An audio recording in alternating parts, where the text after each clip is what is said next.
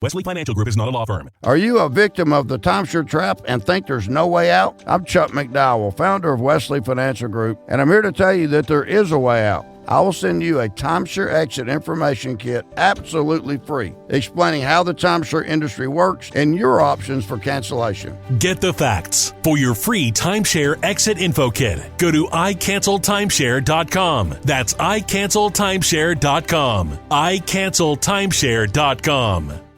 880-5436-580-KIDO. And yes, it's October, and I don't know about you, but I've gotten a cold, and I can't believe that has happened already.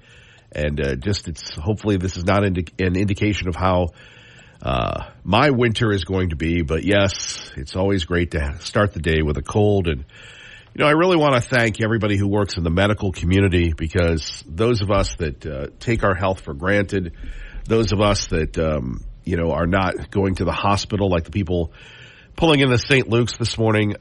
We have no idea what you people go through. And to the people that are in surgery or on their way to surgery, I just say be not afraid and hang in there. Now, again, I'm not going to sit here and whine, because there are a lot of people like Lee Joe and others and Glenn that, work and drive big trucks and do all sorts of crazy things. And they do it with colds, and they just kind of laugh at silly little rabbits like Kevin Miller, who sit back and whine and complain about a cold. Now, I will say this, that I do like my voice when I have a cold. And Bo goes, yeah, Kevin, you actually have a radio voice. Thank you, Bo. I appreciate that. That wasn't Bo. That was Sweet William. I'm already delirious. Thank you, Sweet William, for that. Yes. So, those people that have those big raspy voices, mine is kind of like, hi, how you doing, everybody? So as I'm going through here, the only good thing about this is for lack of a better term, I'm digging the semi-pseudo deep voice. By the way, this hour of the program brought to you by our friends at Team Mazda. If you haven't heard yet, October is Cash for Cars. Cash for Cars month at Team Mazda, the pre-owned superstore. If you got a car that you're willing to sell, take, or trade to Team Mazda, get free cash and a trade quote from Aaron and Joel. They do a great job. Love just going there and hanging out. Selling your car to Team is much easier than selling it yourself. Drive to Team.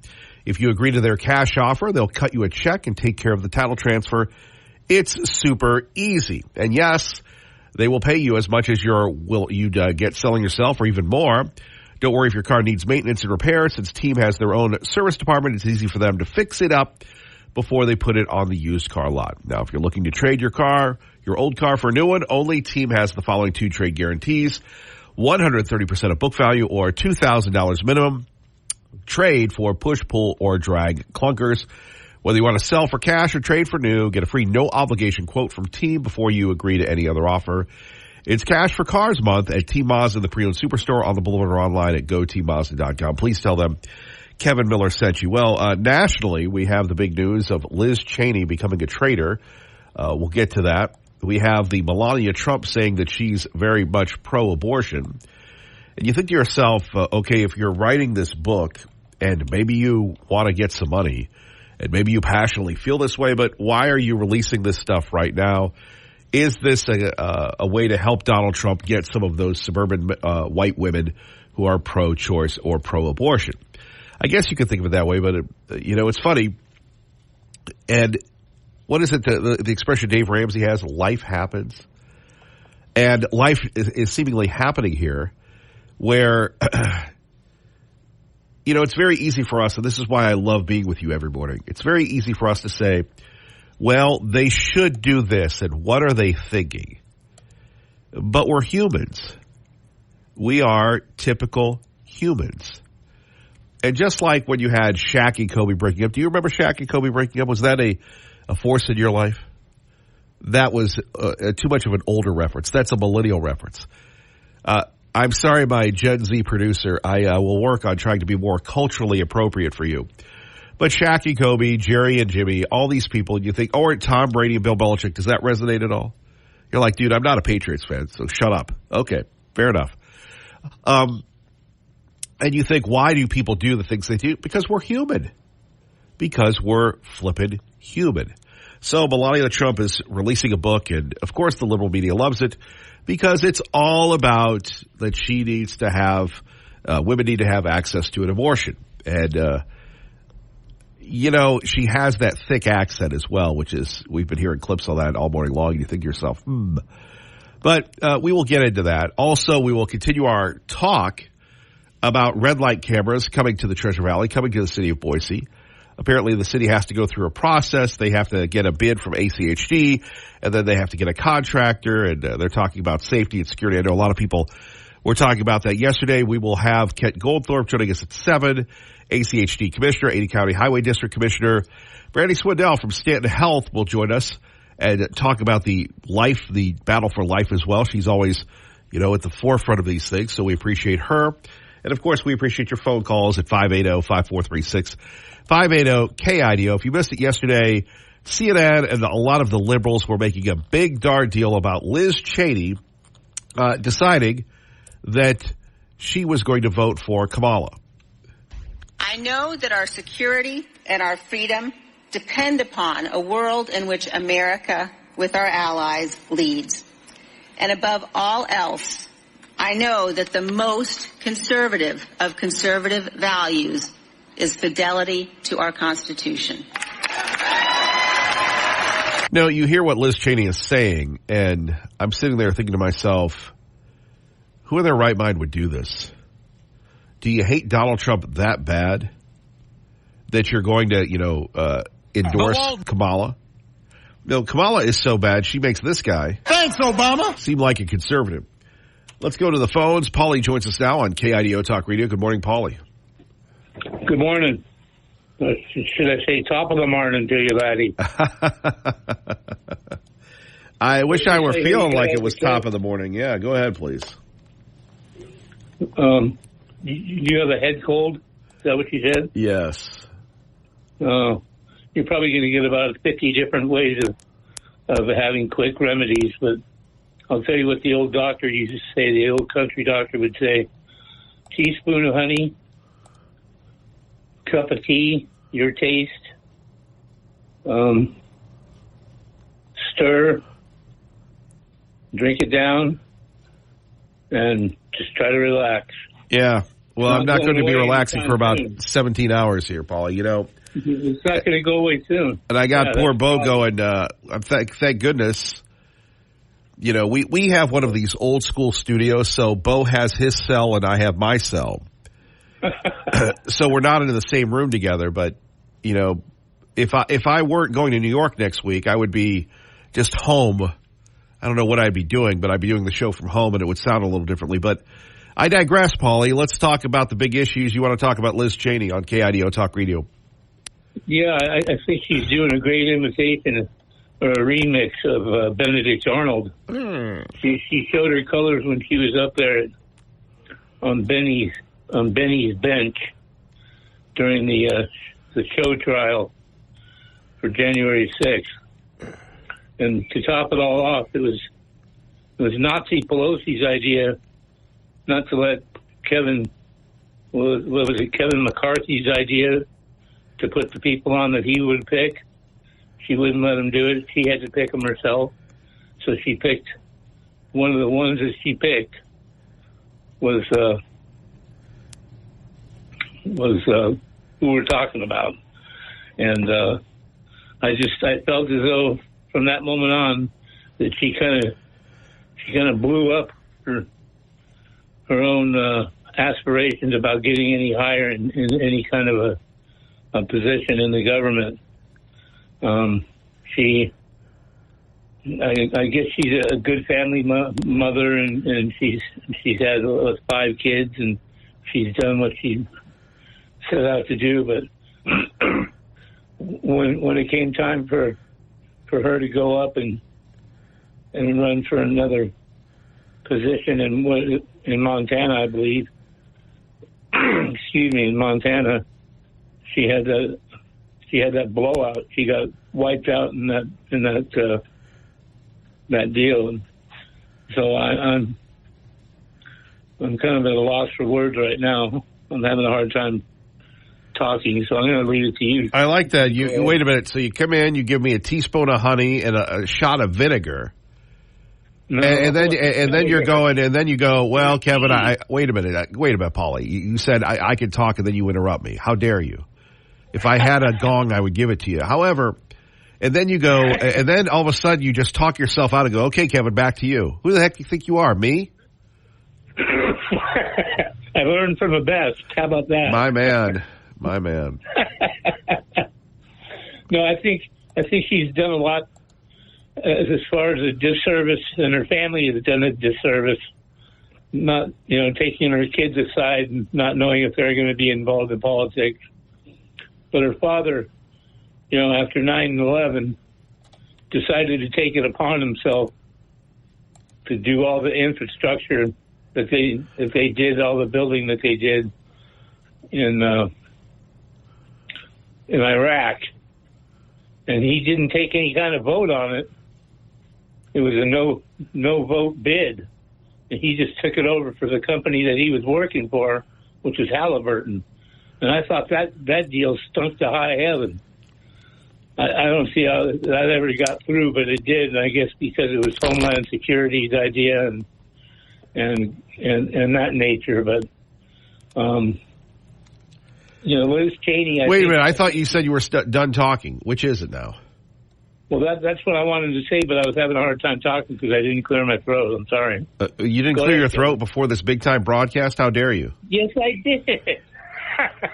And now you're raising your voice. My goodness, this is getting off to a raucous start today, sir. Thanks for the laugh, Kev. I needed it. Well, we appreciate that. We just call it the morning laughter. You take care, Paulie. You take care. You're the one that's sick. Yeah. We need you on the airwaves. Yes, sir. God bless, Paulie. God bless you. Have a great day, Kevin. You as well. 580-5436. 580-KIDO. Let's continue on with Liz Cheney. Now, remember Liz Cheney and Dick Cheney, they've endorsed Kamala. And now Liz Cheney is in Wisconsin, the birthplace of the Republican Party, and she is saying that she's endorsing a Democrat. Are you kidding me?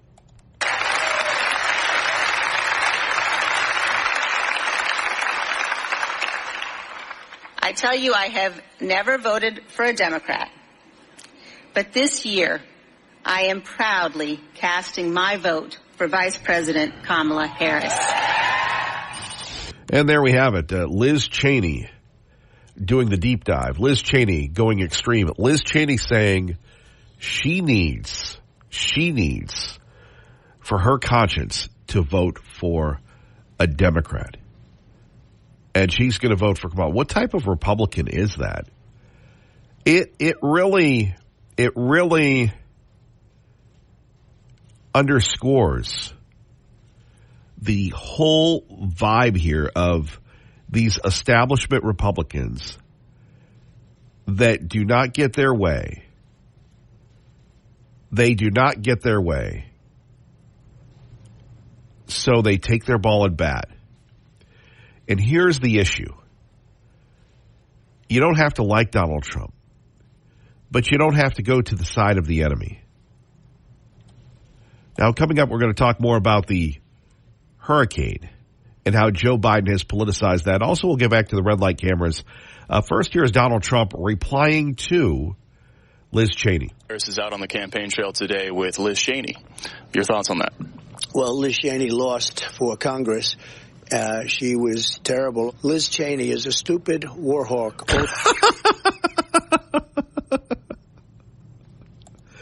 I know. You're going, Kevin, you're showing your east of the Great River upbringing. We don't laugh at people here in Idaho. She was terrible. Liz Cheney is a stupid war hawk. All she wants to do is shoot missiles at people. I really think it hurts. I think, frankly, if Kamala, I think they hurt each other. I think they're so bad, both of them. There we have it, the former president of the United States in Michigan. That's part of the magic of Donald Trump. She's a stupid war hawk. By the way, it's not looking good for Kamala in Georgia. We'll get to that report coming up. Phone number's here, 580-5436, 580-KIDO.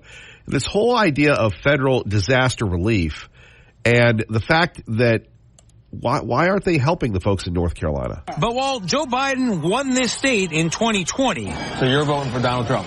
there are warning lights for Kamala Harris. I feel like he aligns more with America and American values than she does. Isaac Simpson explained those Trump values while I made some gains on a delicious potato biscuit and omelet. I just know that once you start doing away with things like the Second Amendment and altering it to your own, what you think is sensible, then it's a problem. Because then who's the arbiter of that? Who's the arbiter of that? We'll get to that in a minute. Phone numbers here, 580-5436, 580-KIDO. Kevin Miller. Oh, that's right. Today, we're going to give away tickets to Boise State. Clay and Buck will be giving a pair of tickets away, and we will as well. We'll listen here for the details. Kevin Miller, KIDO Talk Radio. Interference case, and it really laid out the case from Jack Smith that Donald Trump, as he puts it, engaged in criminal acts to stay in power, and he laid out this scheme, he says, was to overturn the will of the voters. I do want to ask you, given you're a member of Congress, as we look ahead to the next election, your role is critical in certifying the results of the election. And I just want to ask you, can you commit to a peaceful transfer of power after every state has certified its election results?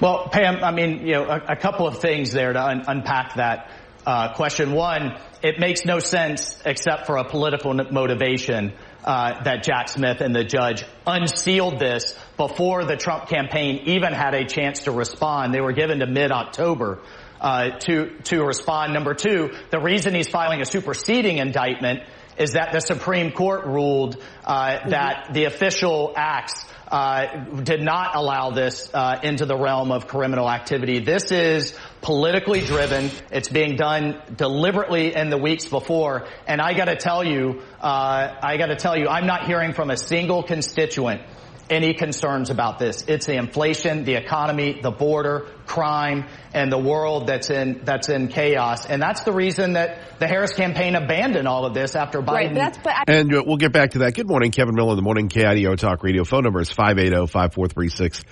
580-KIDO. So once again, the liberal media going back to, are you going to surrender? Are you going to do this? You think to yourself, we've already litigated all these things. And it's not as if Donald Trump is in the White House. Donald Trump isn't in the White House. Donald Trump is the dude that's just hanging out and doing his own thing. By the way, I do want to remind you on our website, our friends at Haunted World, they're back. You like haunted houses, Bo? You do. You been to Haunted World? Truly the best scary experience ever. I mean, you go to some places, and look, this is not to bag on anybody else. Okay, you go through the house and you're done. Man, that is a life-changing experience at Haunted World. I mean, you go through the house, then another house, and then the field. Years ago, Bo, that might be a bonding experience. You're going, Kevin Miller, I spent enough time with you. Years ago, and Sweet William knows this, it was Sweet William, myself, and Mateo from the KISS FM. We went to the haunted house. And they had a little special thing for me. And the folks at the Haunted World, such a great family that runs it. It's a true local business. And they had, the special one for me. And I can remember when I was in Alabama, they had the special one for me as well, and it never worked out. So, I'm a guy that doesn't believe in the glass ceiling, with men and women. So it was me and Mateo and Sweet William, and then we had these girls behind us. And I said to myself, well, why don't they go ahead? They need to go ahead. And they go, well, you go ahead. I go, no. This is girl power. And so they got all scared, which was great. But that Haunted World, man, then you roll around. They got these things. When we were talking about Haunted World, you get the ROI on your investment. And it is Halloween season. So we have our profile of the Haunted World on our website. I love the picture. Actually, it was Kevin Miller Photo Productions that took those. Have you seen my Haunted World pictures? Were you around for those? Yes, Kevin. You tell me that every year. Thank you, Bo. All right. Anyway, if you're looking for something unique to Idaho, Haunted World is so special that people from Hollywood come out just to check out how this Idaho family does it. You won't be disappointed. So again, Haunted World on our website, KIDO Talk Radio. Let's get you to work safely and on time on this chilly Friday morning. Good morning, Dave. Good morning, Kevin. From the G&G Insulation Studio, traffic on the freeway looking good east and westbound. No major problems there. In downtown Boise on State Street at 18th, you have construction down to one lane either direction and closed off at State and 9th right behind the Capitol. It's a parking lot party tonight celebrating National Taco Day at Spitfire Tacos and Tequila and Eagle. Tacos, live music, 50% off tequila flights today at Spitfire Tacos and Eagle from 3 till 10. That's your traffic now on KIDO. Thank you very much. Early morning app yappers. Remember, you can hang in with us at the free KIDO Talk Radio app. It is the Cheney family has always stunk in conservative realms. Mike and Caldwell. From Denver, I wish Attorney General Labrador would sue Biden for improper use of funds and tax dollars with all this garbage going on. Denver in Nampa. Eric in Payette. Hey, Kevin, Raul Labrador for Idaho governor.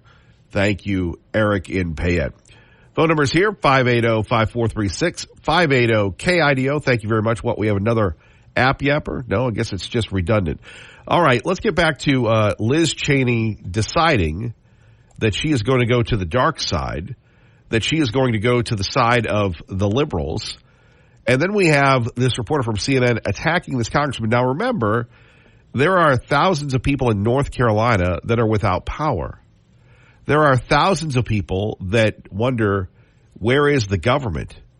You know, our motto is we never leave anybody behind, but apparently we're leaving people behind in North Carolina. I'm asking you about looking forward. But look, I'm not asking about what voters are going to vote on. Absolutely, we have to have a peaceful transition. And I'll point out, as J.D. Vance just pointed out, President Trump had his concerns. Well, he pursued them in court, but he left before January 20th on his own accord. So to say otherwise, but he also pressured his vice president to overturn the will of the voters, and he pressured his vice president and state to officials take a view of a very vague law that has since been the Congress since stepped in and clarified.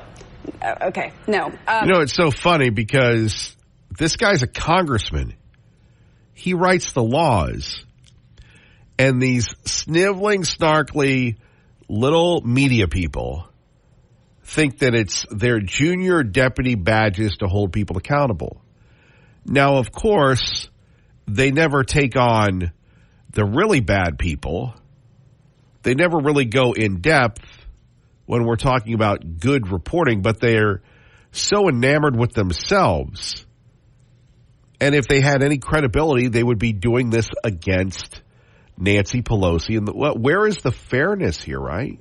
But we did. The Electoral Count Act, Pam. I mean, the Electoral Count Act did not allow the vice president to overturn the will of the people. But really quickly, just to be clear, you will commit to a peaceful transfer of power. That was so vague that's why the Congress stepped in to clarify that. Because of what January 6th happened. And, okay, but listen, will you commit to a peaceful transfer of power? We've had protests. We've had protests that have exploded into riots all over this country, including in Minneapolis, including in Portland. So I don't think you necessarily draw the causality. But at the end of the day, yes, we should have peaceful transfer of power in this country.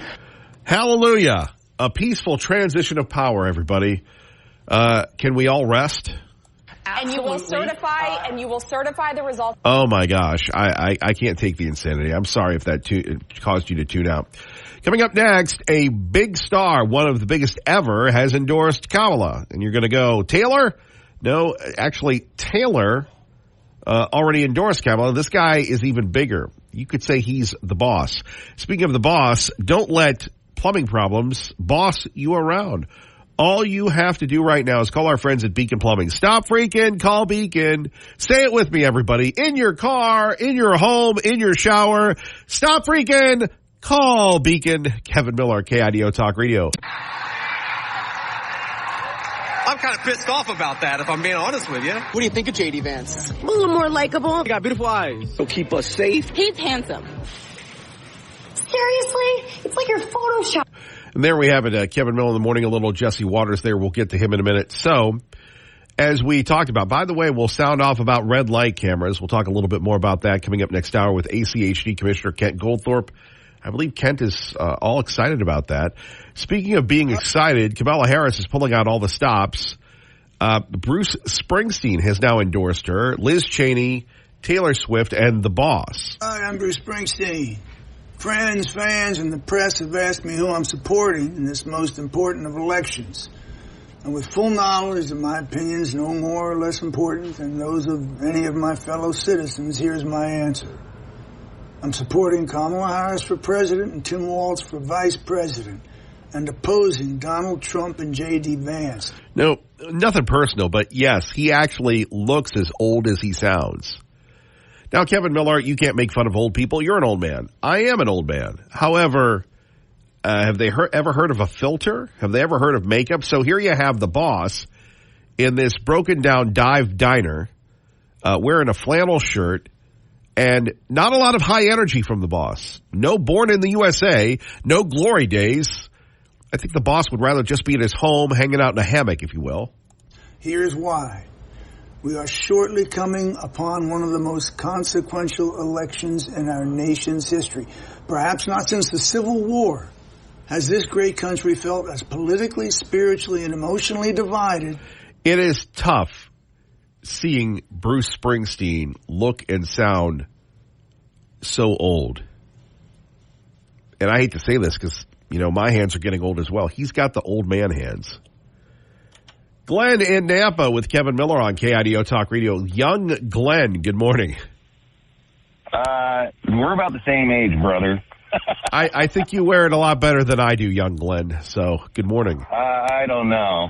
My beard is mostly white now. So you know, as Rob Studebaker told me once, just take the compliment.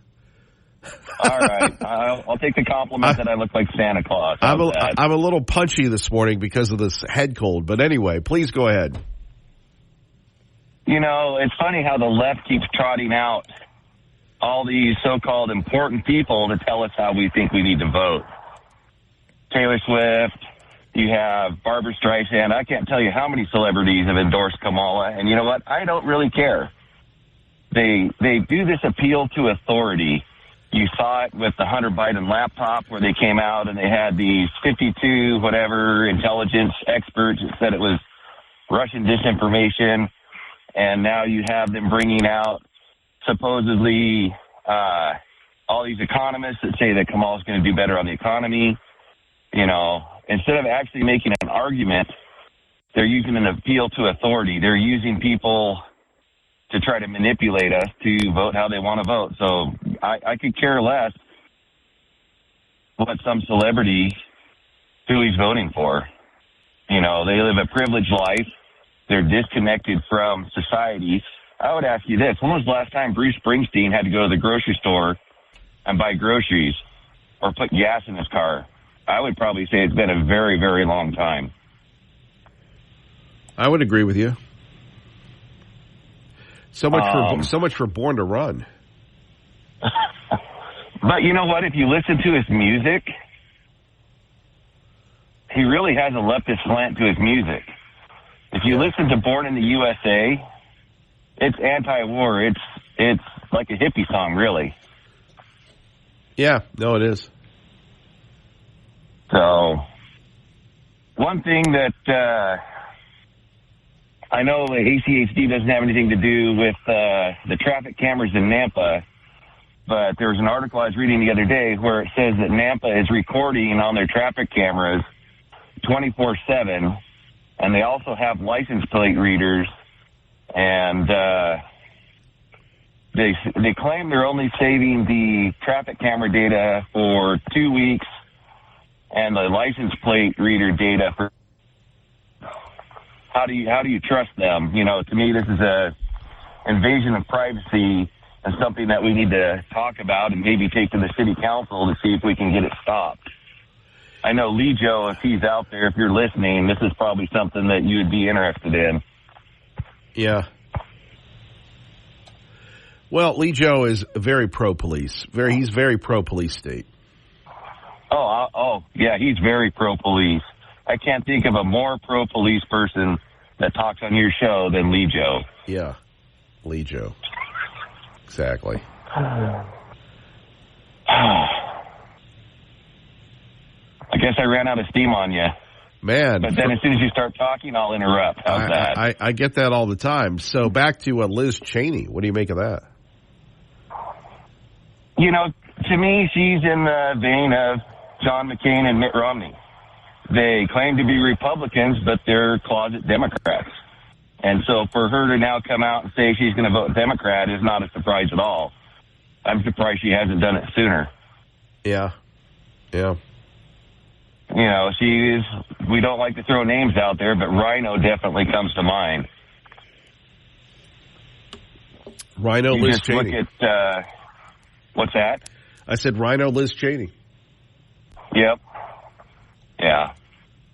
She's one of the ones, you know, you look at John McCain, he was one that the Democrats loved. Same thing with Mitt Romney, same thing with Liz Cheney, and because she probably has more in common with the Democrats than the Republicans, that's why they like her so much. So. Well, thank you very much for the call there, young Glenn. Thank you for letting me taking my call, young Kevin, and giving us a platform to speak our mind and exercise our First Amendment rights. Well, it's something that our country needs a lot more of. Well, we appreciate you. You take care, brother. Thank you. You too, brother. Get better. We need you.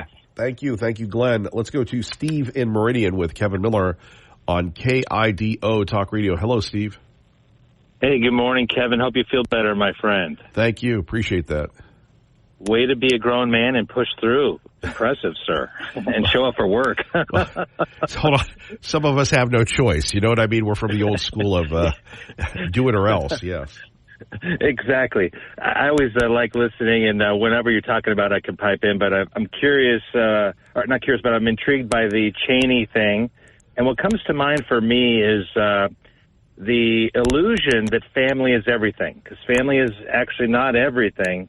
As is the case for the Cheney family, when you have generations of people believing a certain way and a person chooses family tradition over truth, family tradition over good decision-making, family tradition over voting for the better candidate this presidential election, it's remarkable. I mean, really, you know, there have been people that have converted from Democrat to Republican. So we look at those people and say, oh, they're enlightened, which I agree with. And then you look at people that were once Republican or conservative and now they vote the other way and we're thinking they're deceived. And I agree with that as well. But I just have to say, sometimes you have to choose over family. I think of an example in my own life. The man who raised me, I called Dad. He disowned me because I became a Christian and conservative. I had two grandparents who were voted Democrat of the Year in Colorado in consecutive years to talk about political loyalties in my family tradition. And when their oldest grandchild converts to the other side, they basically disown me. And it's a shame. But I am good. I'm pleased with my own decision-making not to follow the herd blindly. You know, I would encourage people to be careful when they say family is everything. No, it isn't. Family is right up there as long as that family includes God, our Heavenly Father. Now family is everything. And although I love my family, I don't have to follow them off the cliff.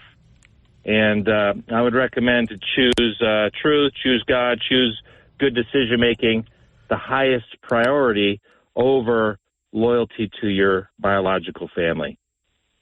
So that's a little insight that I learned after 50 years, sir, and I know you know that one as well, Kevin. You're an old man, too. We're just going to call you Young Steve. We appreciate that, brother. All right, Kevin. Have a nice Friday, sir. You as well. Take care, buddy. Thank you, Steve in Meridian. We go now to the Chuck Berry of the Kevin Miller program. Your last caller, your family can never own you. He said his family disowned him. How can they own you? You own yourself. What an idiot. You know, why are you insulting people for speaking the truth? Why do you fear the truth? Well, I didn't call him a war hog. What does that mean? Which is worse, what I said or war hog? I don't know. I don't like it when you insult the good people. I don't. And Bruce Springsteen and Tea Party Bob are real close to the same age. They sound a lot alike, don't they? You sound a lot alike. So I want to make a prediction. Is that okay on November? Sure. And you deserve that cold, by the way. You earned it. Why is that? I don't want to go into it. If you don't know why, then you shouldn't know why. But my prediction for November, Mr. Miller. What are you talking about? I deserve that cold. You know, I would never or ever urge any sickness on you. You sound like one of my grandsons. Do you know with that cold? Do you know? He's got a good voice. Then you know. I was so stupid in my radio world that I got a chance to fill in for a buddy of mine, God rest his soul, Phil Valentine, that COVID took. And I was so desperate to do his show. And I was dry heaving during the show. It sounded horrible. And I refused to go off the air like a complete dope. Oh, yeah?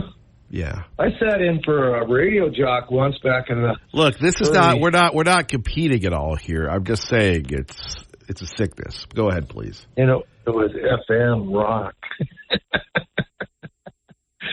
This is KIDO down in Radio Land with... Anyway, my prediction. My prediction is Trump, of course, is going to lose the election. Big time. Landslide. But he's already got it figured out. In fact, he probably started a year ago figuring it all out, especially after Melania dumped him. But don't interrupt now. Now, on the 6th, he's going to take his passport that they were dumb enough not to take away from him. He's going to fly off to another country that doesn't have extradition, and he is going to land there and stay there with all his big money. And he ain't never coming back to the United States. He's going to abandon his people, period. Because he ain't, he's going to jail if he stays in the U.S., but there's no ifs, ands, and buts. Because he ain't going to win the presidency, and he's just a standard citizen. And he doesn't want to spend the rest of his life in a little box outside the prison. But that's what's going to happen. He's going to head out to another country, no extradition, and he'll fade away. Of course, Tucker Carlson will probably try and hunt him down. I think that's wishful thinking.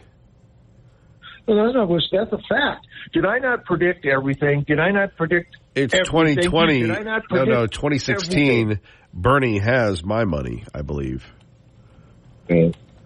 And the computer blew that one Jerry up. Falwell says, hey, is Lindsey Graham, and it's none of my business what his sexual orientation is. I knew this is coming. But is he gay? I never see him with a woman. I never see him with a date. I don't hear much about his life. But now I was watching a thing on YouTube where somebody that knows him well, Laura Bloomberg, the gal that hangs out with Trump, says he's a homosexual in his sexual lifestyle. So, wow. So if you don't hang out with a woman, you're a gay. Is that what you're saying? Yes. Okay. Period. All right. Anything else? All the priests in the world. Yeah. Thank you. First of all, I've met Lindsey Graham once. Very nice guy, number one. Number two, there are rumors about everybody at 580-5436. 580-KIDO. You know what I'm saying? It's just unfortunate that we have people like Liberal Steve that continue to try to stir things up. So we move on. And isn't it funny? Aren't we all supposed to be tolerant? A guy who is very tolerant, our friend Sean Hannity, today at 1 on KIDO Talk Radio. There's a massive fire going on. The fire watch continues. Do you want to go check that out? I'll be here guarding the Fort Bow. And it goes to show you just how scary it is, the world we live in. So if you are commuting in and around the foothills, a pretty significant fire going on right now. I'm sure all the fire resources, our friends in the Boise Fire Department and others, are rushing to the scene. So guys, gals, please be very careful. We need you. We appreciate you. Please do not engage in any unnecessary risks. We'll take more of your phone calls. Remember, we're going to talk about red light cameras coming up here. And, it's a shame that it seems as if the folks in North Carolina are getting the Idaho treatment. And what do you mean by that, Kevin Miller? Well, we have the folks in North Carolina that we have Mayorkas and everybody else not helping. And do you think there's a political reason for this? Think about this for a moment. We haven't seen FEMA. We haven't seen Red Cross. We haven't seen Hearts with Hands. We've seen no agencies come through here. Most people drive through with their cameras out, filming us like we're animals in a zoo, and don't stop. Filming us like we're animals in the zoo. Where is FEMA? Where is the Red Cross? Where are all these people? And here's the thing, and we're going to get to this, and I know Sean was talking about it yesterday as well as Lars. You have the Secretary of Homeland Security saying they've run out of money. They've run out of money because of the illegals. We'll take your calls. We've got somebody on hold right now at 580-5436, 580-KIDO. Here is Mayorkas. We are meeting the immediate needs with the money that we have. We are expecting another hurricane hitting. We do not have the funds. FEMA does not have the funds to make it through the season. By the way, I heard Clay yesterday talking about this could be even worse than Katrina because it's hit in multiple areas. And in Katrina, it was focused. And you take a look at, and again, this is a little too inside baseball. I remember going into Katrina, and you had these massive resources being used, and today it's held up by tripwire, which is sad, sad, sad. Robert in Nampa with Kevin Miller on KIDO Talk Radio. Good morning, Robert. Hey, good morning, Kevin. Sorry you're not feeling well today. I appreciate that, sir, but we drive on, brother. Well, just real quick, I've never seen Herbal Steve with a woman either, so what does that mean for him? Yes, thank you. I'm sitting out here at Harris Ranch looking at this fire right now, and it's pretty bad. It's grown quite a bit in just the time I've been out here doing some maintenance work. Very dangerous, so we got to pray for hopefully no structures get hit with that. But I wanted to make a comment about the cameras on the lights, and it might go against what some people think, but really, if you're not breaking the law, the cameras really shouldn't bother you. What I wished is that I'm driving every day all around the valley in my van and just wishing that people would get off their cell phones while they're driving. And I kind of hope the cameras would catch that. But I think it's a good thing to keep people safe. Well, it has gotten out of control. I will say that. It is. It's dangerous. I'm surprised that I haven't been hit or in accidents as much as people drive the way they do around here. It needs to get controlled. Well, Robert, you can keep it here with us. Kent Goldthorpe will be there. So can you describe more about the fire? I got out here about an hour ago, and it looks like the wind is blowing to the west. It's coming over the top of the hill from when I first got out here, and it's grown quite substantially. Yeah, you can see flames coming over the top from Harris Ranch. Well, Robert, be safe, and thank you for the call, sir. All right. Have a good day. You as well. Phone number's here, 580-5436. Again, a fire over in the foothills near Harris Ranch. More on that in a minute. Hang in there, guys. KIDO Talk Radio Traffic. Good morning, Dave.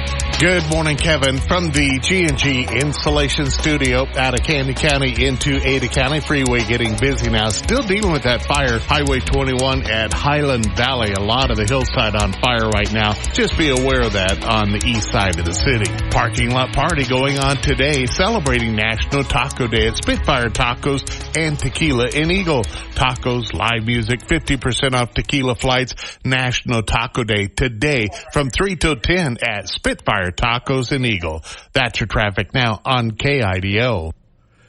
And again, keeping track of this close fire, we would love to get some more reports at 580-5436, 580-KIDO. And I understand that, the weather is cold. And again, I'm not a meteorologist. The great meteorologist that we loved was our friend Larry Gebert, God rest his soul. But you think about, what would cause a fire so early in the morning. And as I said before, we always thought that our government would be there for us. What we're finding out, sadly, and I think folks like Lee Joe and others in the prepper community appear to be right, that when we have Mayorkas saying we've run out of money because we've given it all to the illegals.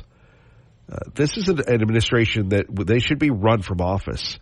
They are so low that Jimmy Carter's administration should be held up, stories higher than them. We are meeting the immediate needs with the money that we have. Wait a minute. We're the United States of America. And here you have Zelensky coming over here, and we pass along the basket to Zelensky, and we give him everything, and for the Americans, we have actually nothing. Now remember, and I want to thank Sweet William Productions for this, 3 months ago, Mayorkas said something totally different. FEMA is tremendously prepared. This is what we do. This is what they do. And the key here, Rebecca, is also to make sure that the communities who are potentially impacted are prepared as well. This was before hurricane season. Now remember, this has only been the one major hurricane of the year, obviously historic.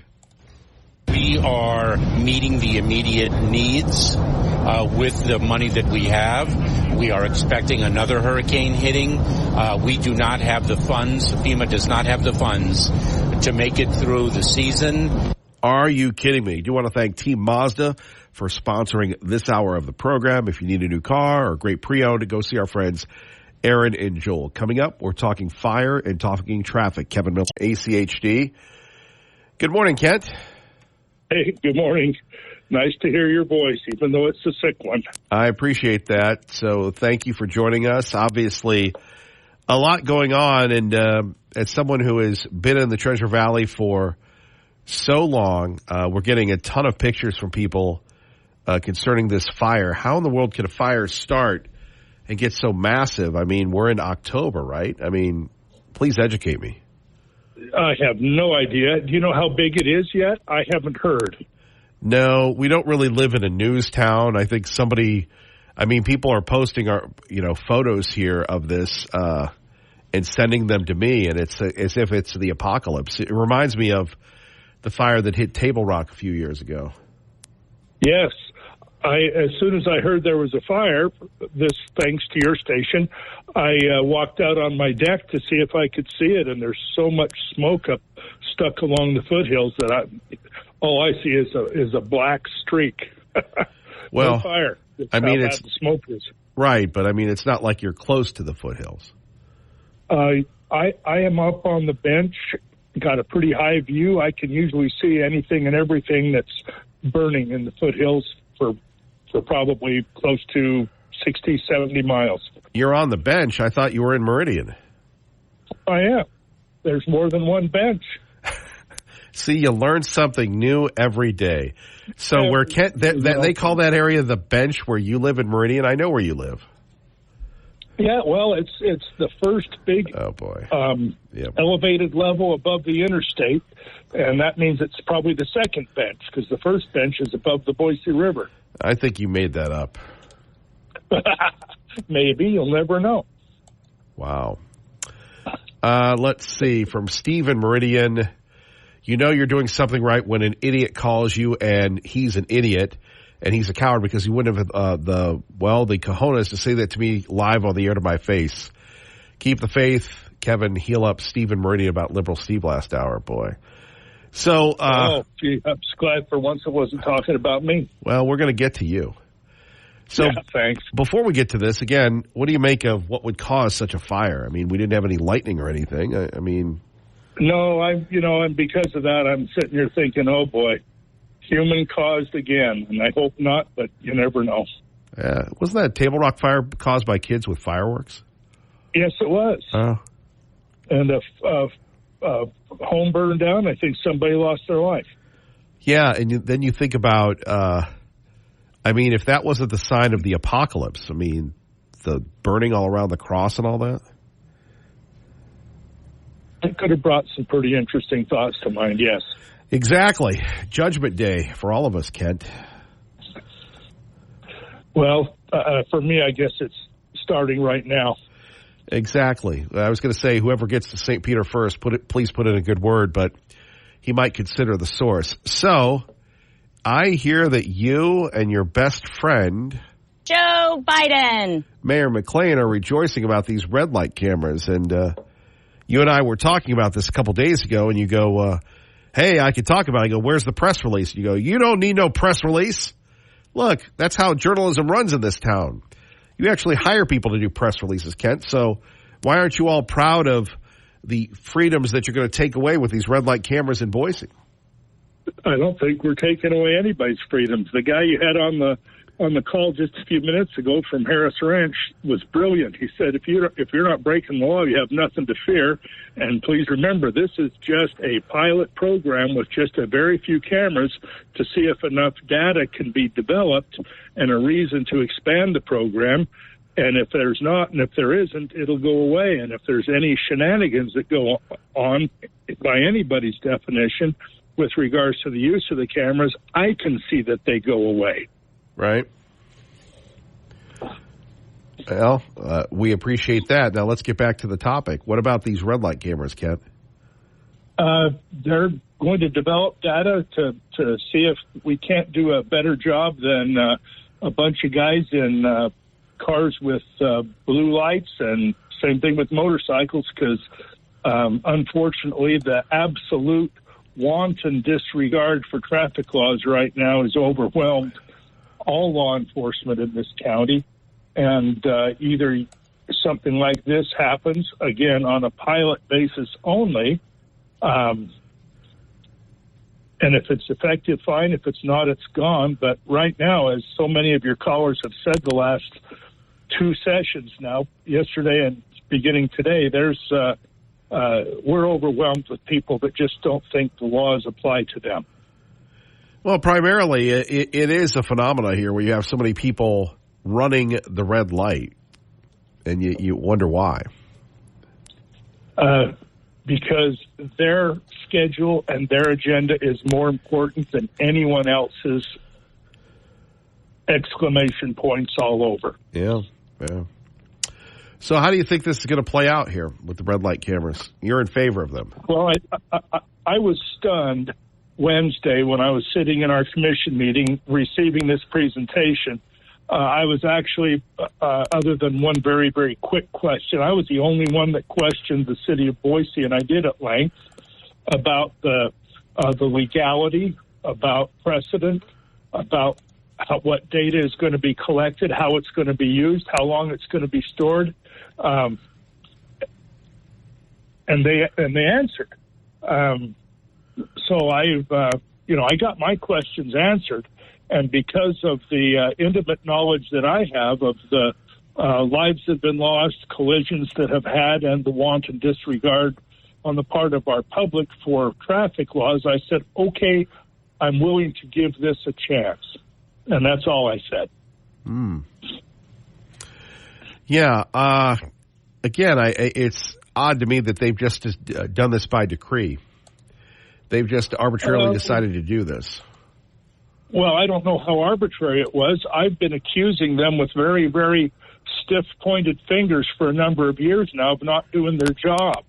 So they may have been getting sick of listening to me, too. I don't know. I know that police departments all over this valley have been hearing that from me for a long time. I'm surprised one of them hasn't got mad enough to post a guy at the bottom of my hill to start giving me tickets every day. Well, it's odd, Kent, and maybe we can make that happen for you here on KIDO Talk Radio. It's very odd, though, that I was reading the propaganda, or one of the outlets was reading the propaganda from the city of Boise, where they're saying this is going to help officers not engage in interactions with the public, and where it could be stressful and confrontations. And I'm like, look, we love the police, but now we're saying the police are too busy or whatever to give somebody a ticket for running a red light. I think if you had officers, and I understand you can't do it all the time, but if you had them just enforce that, and I will say this, Boise, it is to a degree on State Street, my own experiences, but look, Eagle and Fairview, boom, boom, boom. If your beloved mayor of Meridian ever wanted to collect a ton of money, you just have a couple of those guys out there every time the light turns. And you're right. You're 100% right. In fact, that would be an ideal place to run a pilot program for this, but it's in the city of Meridian, and Meridian isn't doing this pilot. It's the city of Boise. So Boise doesn't start for a mile to the east at Cloverdale. So anyway, we'll have to see how Boise can make it happen. Maybe there's going to be something there at Milwaukee and Overland, maybe there by the LDS Temple. There's plenty of opportunity there. I know Vista and Overland is one of the places that will probably have the camera. There are lots of places in Boise, but none of them would be near as effective as there on the Eagle Corridor. Yeah, no, and again, you have people going too fast, and whether it's on the connector, the highway, whether it's on Eagle Road, people are obsessed with speed. Yeah, it would be nice if people were again, respectful, but they're certainly not. What about the concern over civil liberties, Ken? I wrote an article 5 years about this, and I was ripped by conservatives. And, I'm a safety guy. But on the other hand, I just didn't like how it went down. I just didn't like how, Mother May I decided that this was going to happen. And it seems heavy-handed to me. Well, who else is going to make that decision? And I'm just kind of playing devil's advocate. Yeah, well, who else is going to make that decision? I have an answer. How about a public forum?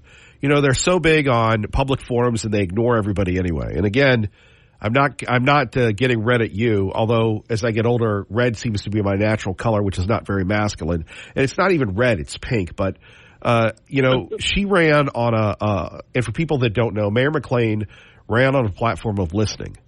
I will tell you this: Dave Beater was so out of touch. Great guy. He didn't even know that this program existed. Good. I understand that. He had his own favorites. But that guy was in tune with the people of Boise. Mayor McLean, with all due respect, ran on a pattern of listening. Why not have an open meeting as opposed to having her and the Politburo arbitrarily decide what is good and what is not? Remember when they redid the whole Boise bench thing, and people said they were against it, and she went... But at least people were heard. To me, it hit me with, why not have a public forum on this? Why not raise awareness? Why not do this as opposed to she and the Amen Corner and the Boise City Council lecturing us? So how many people in your office just caught your cold with that big raspberry you just gave us? Well, as you know, they have me in an isolated room, isolated from everyone else, and so I'm fine. Bo is very grateful that he has his own, hermetically sealed room. A young, lovely lady tried to open the door for me, and I go, "Hey, man, I'm good. You want to stay away from me?" Again, it's a head cold. And then you have people going, "You got the vid." Look, I remember when I had the COVID, and I remember what the Godless Corporation told me. You know what they told me, Kent? They told me, "Here's your stuff. Go work at home and make sure you blog twice a day." Hey, I already told you what the name of your disease was, but you probably won't say that on the radio because I invented it myself. Well, I invent a lot of things with the voices in my head. See, this is what they do. When it gets too uncomfortable, folks, when we get too close to the truth, Kent goes for the humor. Well, Kent, we are on to you today, brother. You know what? They should have had a hearing or 2 or 10 in Boise. I don't know that they didn't. They haven't said they did, but let me tell you again, then people are going to think my devil's advocate is a political proclivity, and it isn't. Well, it is. But you're in with them. Okay, but my experience with hearings and open meetings and things, I'm going to spend $243 million of your dollars tomorrow. How many of you are going to show up to listen to how it's going to be spent? What, maybe 3? I bet you would pack the house if you would advertise the parking thing. I still can't find a release on this. I think they hauled somebody out to explain this, but again, the rationale seems very, very strange. Well, we're going to make sure that the officers aren't involved in what else do they have to do? And again, I love the police, but on the other hand, was a very strange thing to say. I'll agree. Yeah, on the other hand, with all due respect, it's not like we have a lot of crime here, thank the Lord, and traffic is the number one problem, and fatalities is what we want to avoid. why not have them stationed there a couple times? And again, you caught that where I think it was the spokesperson for the mayor or whoever said, well, this'll help us not have, so many interactions that could be, escalation. And I'm like, huh? Well, wouldn't you want your police officers on the road just in case one of these persons happens to be a criminal and they pull them over? And the answer is yes. But that won't happen in the instances of folks that are caught doing something with those cameras. That may be a small fraction of 1% of the interactions that normally would happen with police officers that don't. But, yeah, you could probably miss a big deal or 10. Yeah, our great friend Kent Goldthorpe joining us. So do you expect this pilot program to get popular and move into Meridian? Would not surprise me. I know that when NAMPA first started the camera program of taking the license plates and running them through a very specific program to check for Amber Alert, people involved in those and other things, there's been some very strong positive response to that, and several very large what would otherwise have been very large criminal actions stopped. We actually approved that in Meridian as well. Well, I remember when it came in Meridian, it was a big deal. It was a big deal because of the results that were had in Canyon County. The other comment that was made about what does NAMPA do with all those cameras and the amount of data that they store for so long? I don't really know how long they store data. I know that ACHD wipes their hard drives every single day. We don't keep a single thing. We don't allow access to any of the traffic data to anyone, lawyers, judges, anybody. They can't have it because it doesn't exist. And one of my strongest concerns about this red light program was that we were going to be opening a Pandora's box so that plaintiff or defendant's attorneys were going to be able to, under the guise of public information, demand all this information for their own benefit and interests, and caused my agency to have to spend millions of dollars in overhead pandering to the desires of people trying to get out of breaking the law. And I was told, no, absolutely that can't happen. This information disappears. Right. And so that's okay too. I as I said yesterday, I am a firm believer that this is not in violation of anyone's constitutional. It's in violation. What about due process? And by the way, isn't there a code in the Idaho law that the police officers have to be there or have to review things? Absolutely, and that's why there's no violation. In order for anybody to get a ticket from a red light camera, and this is my understanding, and I checked on it with lawyers. I asked lawyers to come up to the stand, and I asked them this question, and it has to be reviewed by a sworn officer. And trust me, and I'm not saying that like you should trust me. I'm just saying this was good enough for me to make my decision. They're not going to send out a ticket if there isn't 6 ways from Sunday that they can show that guy ran a hard red light. Otherwise, they may just send him a warning or do nothing at all. And I'm thinking there'll probably be a whole lot of do nothing at all. Yeah, I've lived in places with red light cameras, and they will take you down. Can you hang on for a minute, Kent? Sure. All right, more with our friend Kent Goldthorpe. And again, we're continuing covering this fire over by Harris Ranch. We'd love to get your calls on that as well. Firefighters, people in the area, please be very careful. Kevin Miller here on KIDO Talk Radio. Now, we have a couple clips here. This is from Channel 2. Let's take a listen. Excited about this. Safety is a huge priority. We've heard from residents about their own concerns related to red light running, and so this is an important first step to realizing a goal we have related to safety in our city. There we have it. Mayor McLean, fresh from her trip from Africa, your response. Well, I don't know what kind of public uproar there was to cause this. Again, For years, I've been told that this was probably against the law in Idaho, and that was the first question I had was, what about the legality of this? And there's no law preventing it and no law allowing it, so and no court cases about it, so we're, I guess, treading on new territory here.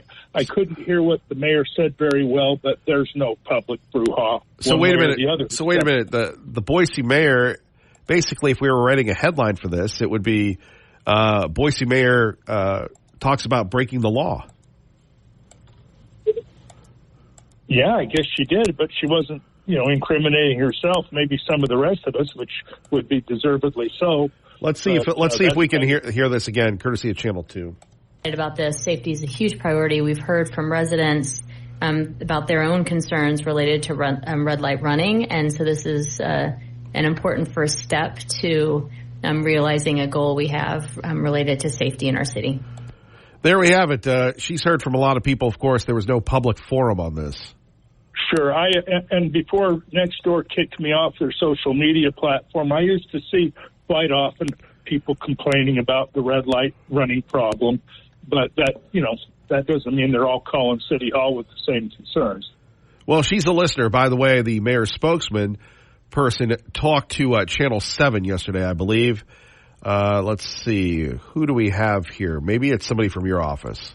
So we'll be looking at those intersections that might be hard for officers to service and might be hard for them to get in and out of if they are going to be policing in a certain area. What is she talking about? Or we'll look at areas that we know are dangerous or have red light running problems and complaints. There we have it. Well, go ahead. There are statistics and there is plenty of data showing where the worst offenders are in terms of intersections where there's the most for instance, T-bones and things like that. And so many of them are caused by people who think that their need to hurry is greater than someone else's need to start off at a green light. There is data to justify the locations of these cameras when they come up for this trial period. Kent Goldthorpe joining us, Kevin Will in the morning at KIDO Talk Radio. So, and again, correct me if I'm wrong, but here you have the spokesperson saying, we're not going to put the officers in this area because it's too dangerous. And we don't want anybody to be, in dangerous situations, but isn't that like turning over a neighborhood to the criminals? Isn't that like the apartment building in Aurora, Colorado to the gangs? Well, we could all probably pick better words to answer people's questions. I know half the time I'm on your program, I think, why in the heck did I say that? But, those are probably pretty poorly picked words for giving reasons why the program is needed in certain areas. Well, be careful. I know you get invited to the mayor's ball quite a bit, so I don't want to get you in trouble. Well, the little gal who was talking there, I've listened to her so many hundred times over the last 10 years. Her name's Bree Brush. Maybe the mayor would allow her to come on your program sometime. She's actually very well prepared. Maybe she didn't choose the right words for that particular answer. Again, we're not going after her personally. We're just saying it was an odd thought there where we're going to have the computers, the robots take over as opposed to the police officers. But again, what do I know? I'm not an elected politician. The folks, all we ever care about is, serving our community, not what's best for you and your friend Madam McLean. Well, you do already know that I don't necessarily consider myself a public servant, right? Well, we've had this discussion before. Well, let me let you out on this one. Kent Goldthorpe joining us, ACHD Commissioner. Your thoughts on, what's going to happen with ranked choice voting? Will the Republicans unify, or is it welcome to California? What is it they call it? Idafornia? Did they call it that? Something like that. Somebody for 2 weeks did shirts on that, or Idaho or something. I hope that whole issue and that whole proposition, initiative gets ground into the dirt. Well, I didn't ask you what you hope. I asked you what you think. Well, I think it's going to fail because I don't think that Idahoans, by and large, are that dumb, but I do worry that they don't get informed. Well, if they did, we'd have more listeners on this program. That's true. Because, that is very true. So now you've scared me more than ever. If you're a dummy, you listen to other shows or those decadent podcasts.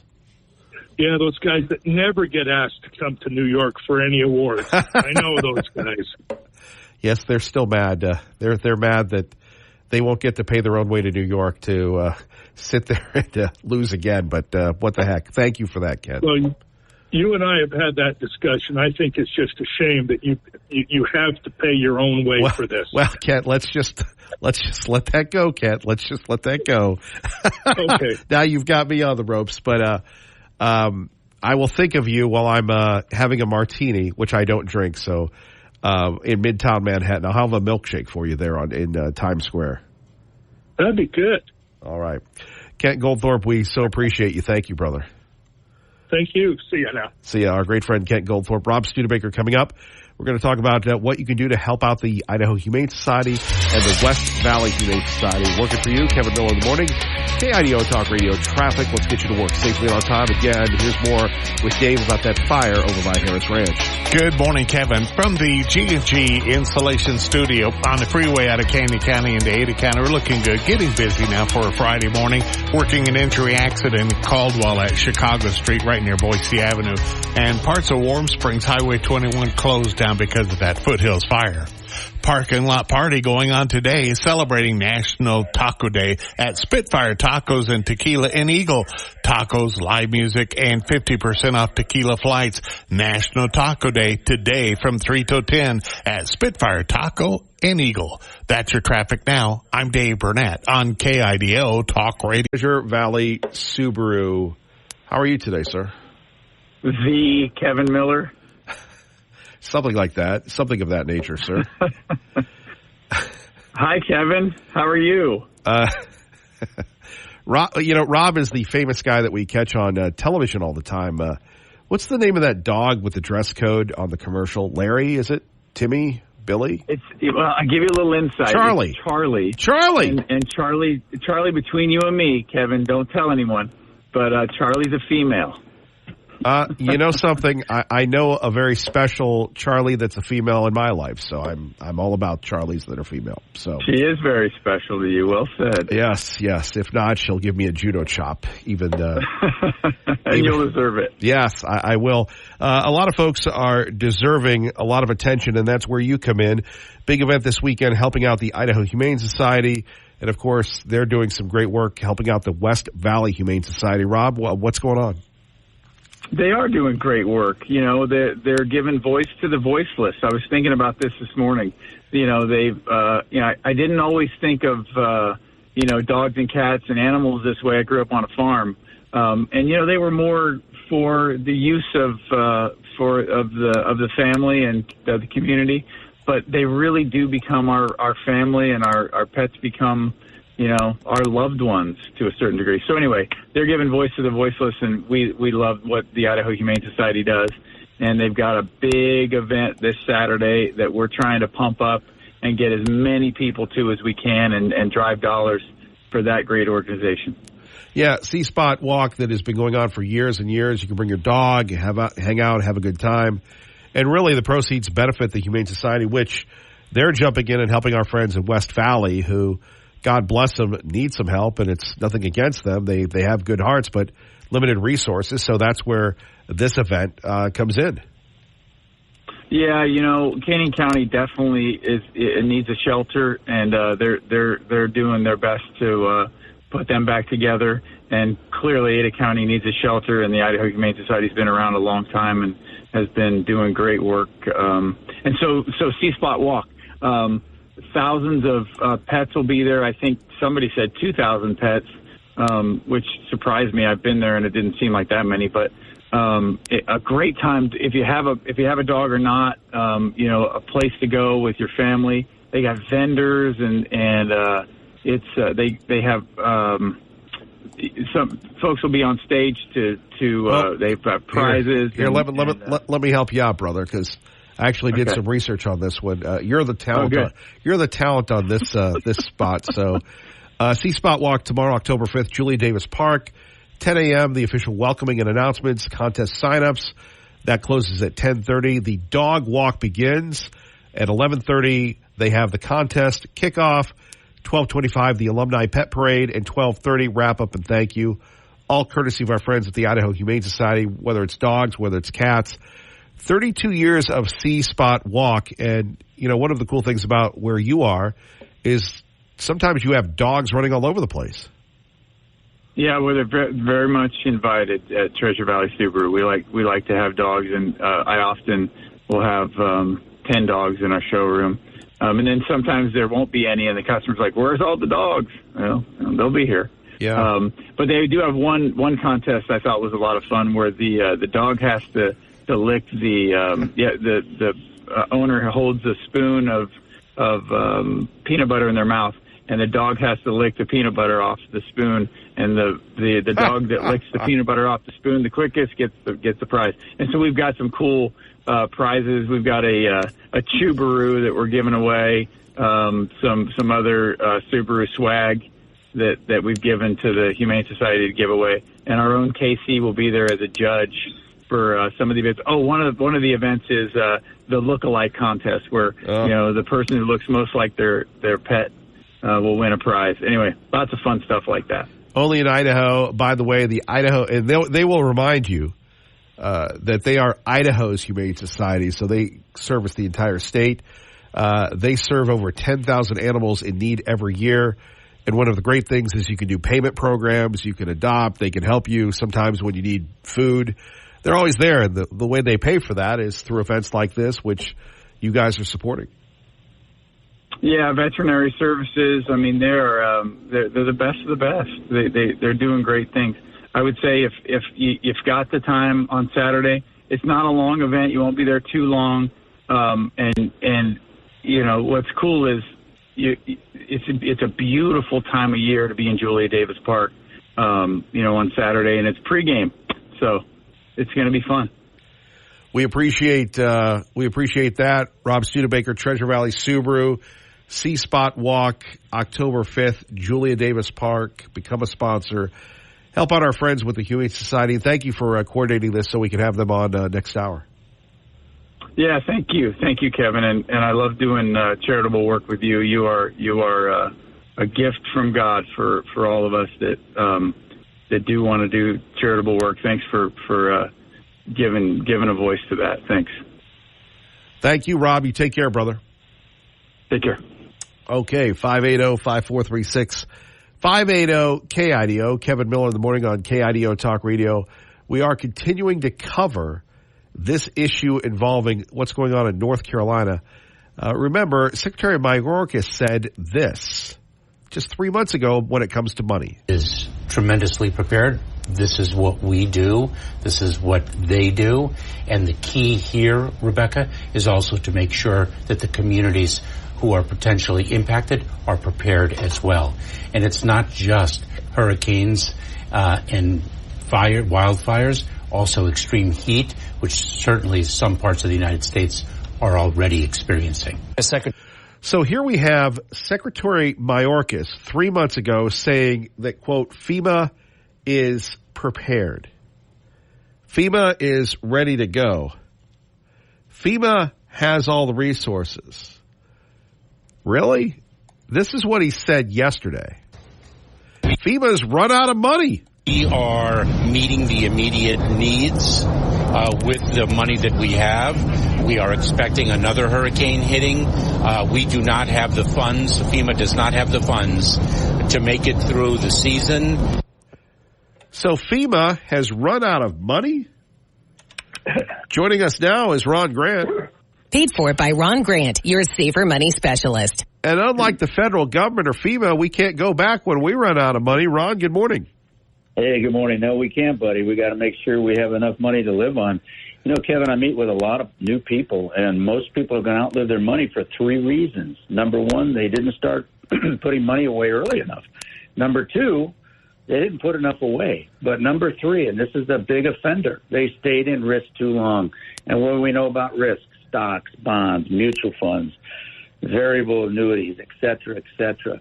You know, my clients and I, we sleep at night knowing that we have a lifetime income that we can't outlive, and when we passed away, our beneficiaries will get the balance. It's so important to prepare for retirement, to have an income source that you can live on, to take care of yourself. That's your dignity money. That's the money that you worked hard for.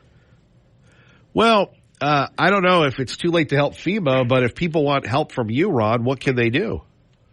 Pretty simple. First of all, they can go on my website. I've got a great educational site that I've designed. There's articles there that they can read. There's videos there that they can take a look at. Heck, there's even a book they can download, 10 Things to Know About Retirement Income. And then they can email me from the site. Or let's have a conversation right here in the Treasure Valley. We want to talk about that longevity planning, and that's something that's important. So give me a call, 208-660-1372, and let me help you get a lifetime income that you can't outlive. Ron Grant, you have a great weekend. Thank you. You too, buddy. Stay safe. Paid for by Ron Grant, your safer money specialist. Well, where do we go from here? All right, let's keep it on the money theme. And we'll go back to the red light cameras. Kevin Bell in the morning, KIDO Talk Radio. Phone numbers 580-5436, 580-KIDO. By the way, again, Haunted World returns. We have a complete preview of that event in Caldwell on our website, KIDOTalkRadio.com. If you're an Appy App Club member, you would have gotten that alert. I believe you'll get that alert this morning. No, you got it yesterday. The Haunted World preview will be going out this morning. Phone numbers, and by the way, then you get the podcast as well. Phone numbers here, 580-5436, 580-KIDO. One more announcement before we get back to the sauce is Clay and Buck will be giving tickets to Boise State versus Utah State coming up in the 10 o'clock hour. We have, thank you to the folks here at Local Management, gave us a couple pairs of tickets to give away. Next hour we'll do that as well. Here is... Well, what is the motto of that group they used to call the Boy Scouts? Now they call them the Scouts. Be prepared. Here is the guy in charge of FEMA saying that he's prepared 3 months ago. Is tremendously prepared. This is what we do. This is what they do. And the key here, Rebecca, is also to make sure that the communities who are potentially impacted are prepared as well. And it's not just hurricanes and wildfires. No, it's illegals. It's people coming into this country. It's Zelensky. It's just about name everything. Have we ever had an administration that's picked foreigners over Americans? That's what this administration has done. They have given the illegals, and we'll have the sound for you coming up here. They actually have the sound of people in New York City where they don't have any hot water. The illegals are in the hotels. And, again, we're going to New York City next week. I'm not really looking forward to it. And finding a hotel in New York City is incredibly expensive. It's just amazing to me that here we have this going on, and we've run out of money for the good people of North Carolina. And I never thought that we would come to a day, and again, I am not Alex Jones. Now, maybe when I first got here, you get the chickens rolling, if you will. Oh, this is the best fried chicken, and I help. Right. You stir people up because that's really the name of the game. If it bleeds, it leads. Hamid Ulukia. But because of you, because of learning and wanting to be here in Idaho, I've changed my act. I've changed my gig. And I'm sitting here taking a look at Mayorkas and everybody else.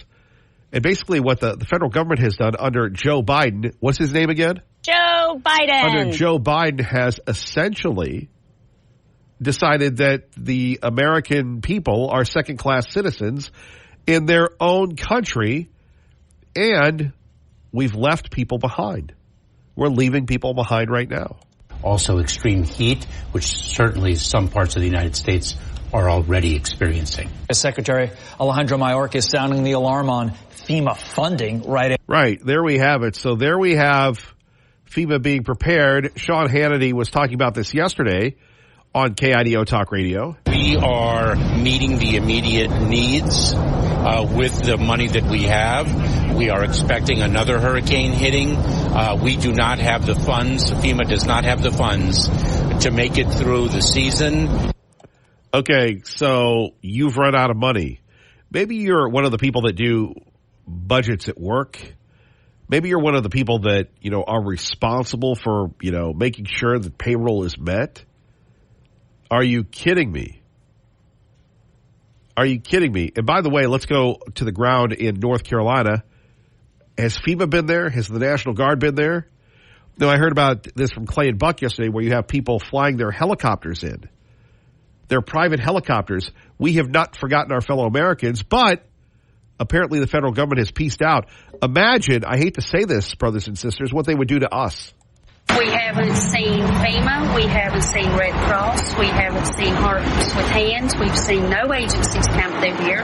Most people drive through with their cameras out, filming us like we're animals in a zoo, and don't stop. They don't stop. You're animals in a zoo, no power. They've cut off Verizon. Sean Hannity yesterday on KIDO Talk Radio saying that they cut off Elon Musk's Starlink. And Starlink would have had, 20,000 Starlink things there. But they couldn't do that, quite frankly, because of Joe Biden and the FCC, the hated FCC. We'll get to them. Let's go to Pete in Garden City with Kevin Miller on KIDO Talk Radio. Hello, Pete. Good morning, Kevin. Hey, with FEMA running out of money, it's typical communist whatever. Oh, we ran out of money. We need to just tax more. Well, be like any company. Be like, I know what, Trump. He was getting a lot of money when he got out of college, built it up to $900 million, lost almost all of it, but he used, like every American's going to do, use the bankruptcy laws to save what he could, and he learned from that, and he came back bigger, better, stronger. Why doesn't FEMA do that? However, they know they have the deep pockets of the people, and they can tax. In fact, with Starlink, the FCC said that Starlink didn't meet their requirements or whatever, but all of a sudden now they're like, oh, Starlink is a good idea. I mean, our government, we've turned into a banana republic. Yes, we have. And now you have a lot of people saying they believe the lack of response to the folks in North Carolina is deliberate, which is odd because I would think you would want to super serve that. And, oh, by the way, the strike is over. So the Batman villain, the head of the union, I guess, is going to peace out until January. Exactly, till January 15th. Yeah. And yes. It's very frustrating to me. I'm in my 60s, and I've lived, thank God I've lived long enough to see a little bit, and it's amazing where everything has gone to where we are taking care of the people who aren't. I mean, we've become just a welfare country. Let's just put it that way.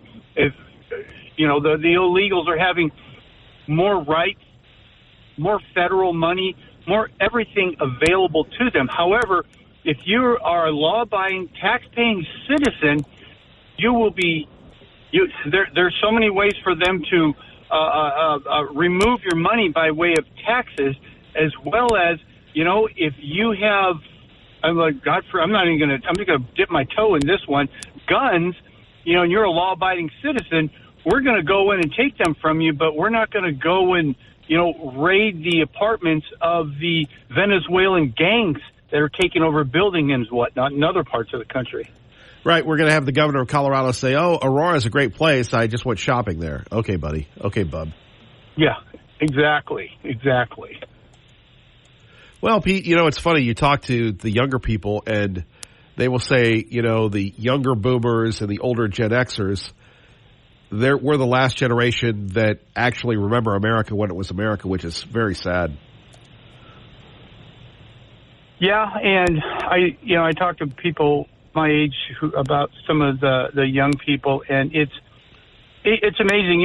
I went to college, yada yada yada, and I would think that I remember hearing stories of Russia that people who work for the government were making more money than scientists and doctors who went to college for years, who were higher educated, and they were doing some great things. And here we are in America. All you need is a government job, and you will make more than the average person who is in private industry. I remember maybe 2015 or something, Rush Limbaugh, God bless him, said that our country had turned into a socialist country. And he described it this way, that when you look at the number of private to public employees, we've always had more public employees putting into the system because government does not produce a service or a product that is computable in the open market. And what happened at that point, 2014, 2015, if I remember correctly, we actually tipped the scales and had more public employees than we did private employees. So what was happening is that there were more people taking from the people who were paying into the system. You're right. And as long as you do what the government says, you're going to be okay. But start standing up for yourself, Pete, and it's over. Yep, exactly. And then when you get all these public employees, what happens? They want to be unionized. I used to think unions are good, but there's enough laws on the books to protect people's jobs and that type of thing. And so now you have public employees that are represented by unions. So when they go up to renew their contract and they go up to the city council, and the city council gets, the city attorneys or whomever represents them, well, the union, they just hire a law firm. Now, if you've ever been through any type of lawsuit, all you need to do is realize that when two lawyers get together, they sit there and talk about how they can squeeze more money out of both of their clients, and that's just what happens. Yes, the Gilded Age of litigation. Pete, thank you for the call. Kevin Miller, KIDO Talk Radio, joining us. Really appreciate you being along the conservative ride in today. Let's go to our great friend, Brandi Swindell from Stanton International, Stanton Health. How are you, ma'am? Hey, good morning, Kevin. Thanks for having me on your show. Boy, it's been a while. I think you should change your name to Brandi Stanton. I almost made that thing Brandi Stanton. And I go, no, that's not her name. Can I tell you, a lot of people do that. It's funny. A lot of people do that. I don't mind. Yeah. I'm always, when people get a lot of attention, I'm always wondering, how this happened behind the scenes. So many people may or may not know that one of the most progressive publications in America, Cosmo, featured you years ago. It seems like it was just yesterday, and it wasn't really a hit job, or did I miss something on that when they did that profile of you? No, Kevin, I'm so glad you brought that up. Can you believe that was 2016 when that came out? And and it was actually, Cosmopolitan would be, definitely more progressive, liberal, kind of, pro-choice type of a publication. It's a woman's magazine type thing. And they sent a reporter out to tour Stanton Healthcare, our life-affirming women's medical clinics, our one there in Boise. And she was with us for 2 or 3 days, interviewed staff, met with our clients, and wrote a 6-page article that was absolutely incredible. I couldn't have written it better myself. And it really was honest and non-biased and really shared the heart of our work and our clients.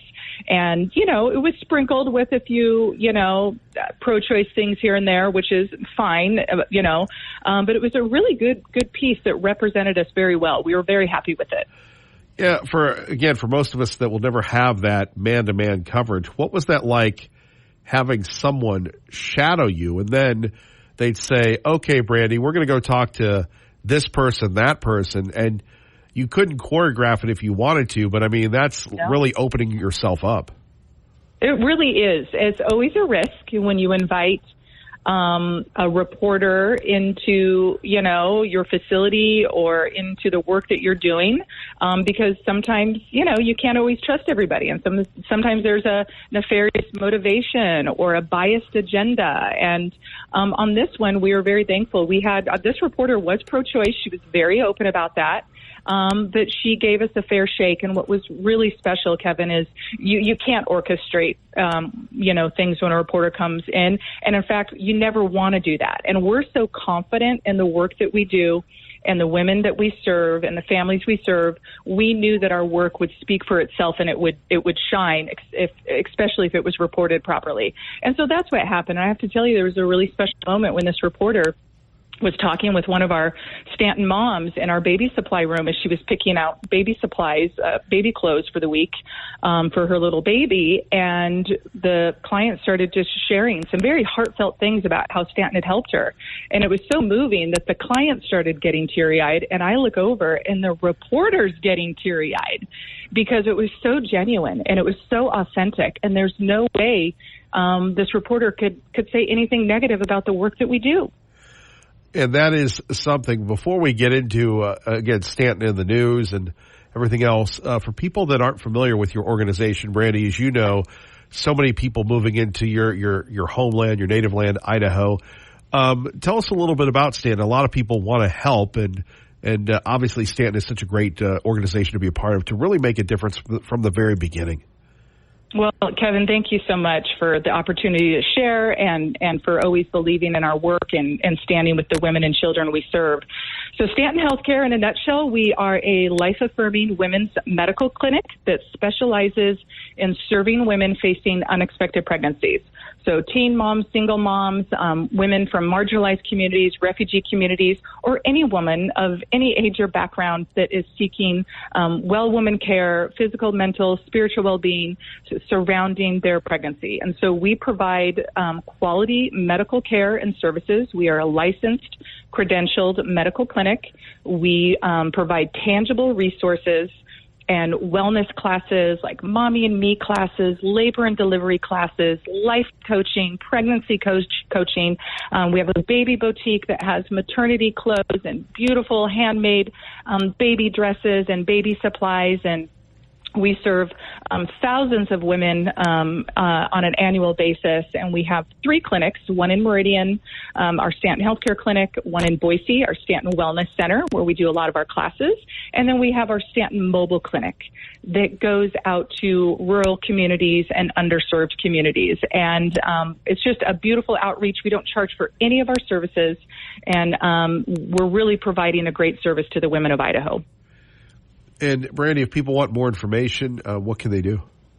Yes, please go to our website, stantonhealthcare.org, stantonhealthcare.org, and you'll get a lot of information about what we do, who we are. We're always looking for volunteers, financial supporters, people who are Stanton ambassadors, and spread the word about our work. And we're just really, we could not keep our doors open without the community support. We don't take any government funding, no state funding, no federal funding. It's all through private donations, volunteer hours, and support from the community. And of course, the Catholic Church, as I'm sure other churches do it, where you have the baby bottle fundraiser every year too.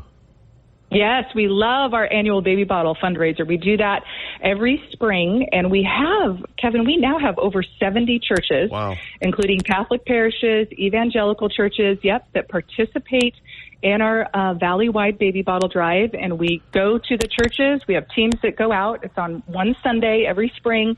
We give a 10, 15-minute pro-life presentation on the work of Stanton Healthcare, testimonies of the women we serve, and a beautiful video. And then at the end of the service, we hand out baby bottles, empty baby bottles, and encourage people to take them home for 3 weeks, fill them up with spare change, cash or a check, and then bring those bottles back. And that's really our primary fundraiser of the year. And it's pretty amazing. We have kids take home baby bottles, and parents and families, and just everybody loves participating. And we'll get bottles full of change, and then we'll get some checks in there for, thousands of dollars. And it's been a great blessing to use that baby bottle drive, and really so that women know that they're not alone when they're facing an unexpected pregnancy, and that there is an entire community that is standing with them. Our great friend Brandi Swindell joining us from Stanton Healthcare. Kevin Miller in the morning at KIDO Talk Radio. We've talked about the Dobbs decision and what it's meant for Idaho, and I know that you and the other pro-life groups really worked really hard for the trigger law to make that a resounding success.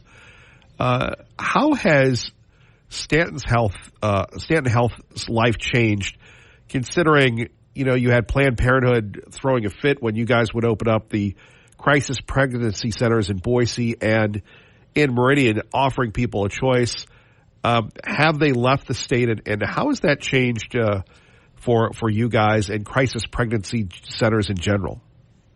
Well, so since Roe was overturned and through, the Dobbs decision, we have certainly seen an increase in our client load and women seeking our services. And so we've been ready for Roe to be overturned. And in many ways, our work has not changed. Our mission is the same. It was the same before Roe and the same after Roe was overturned, right? And our focus is always on meeting the needs of women and making sure that they have the support that they need to confidently carry their baby to term and either keep that child or place that baby for adoption to a beautiful family.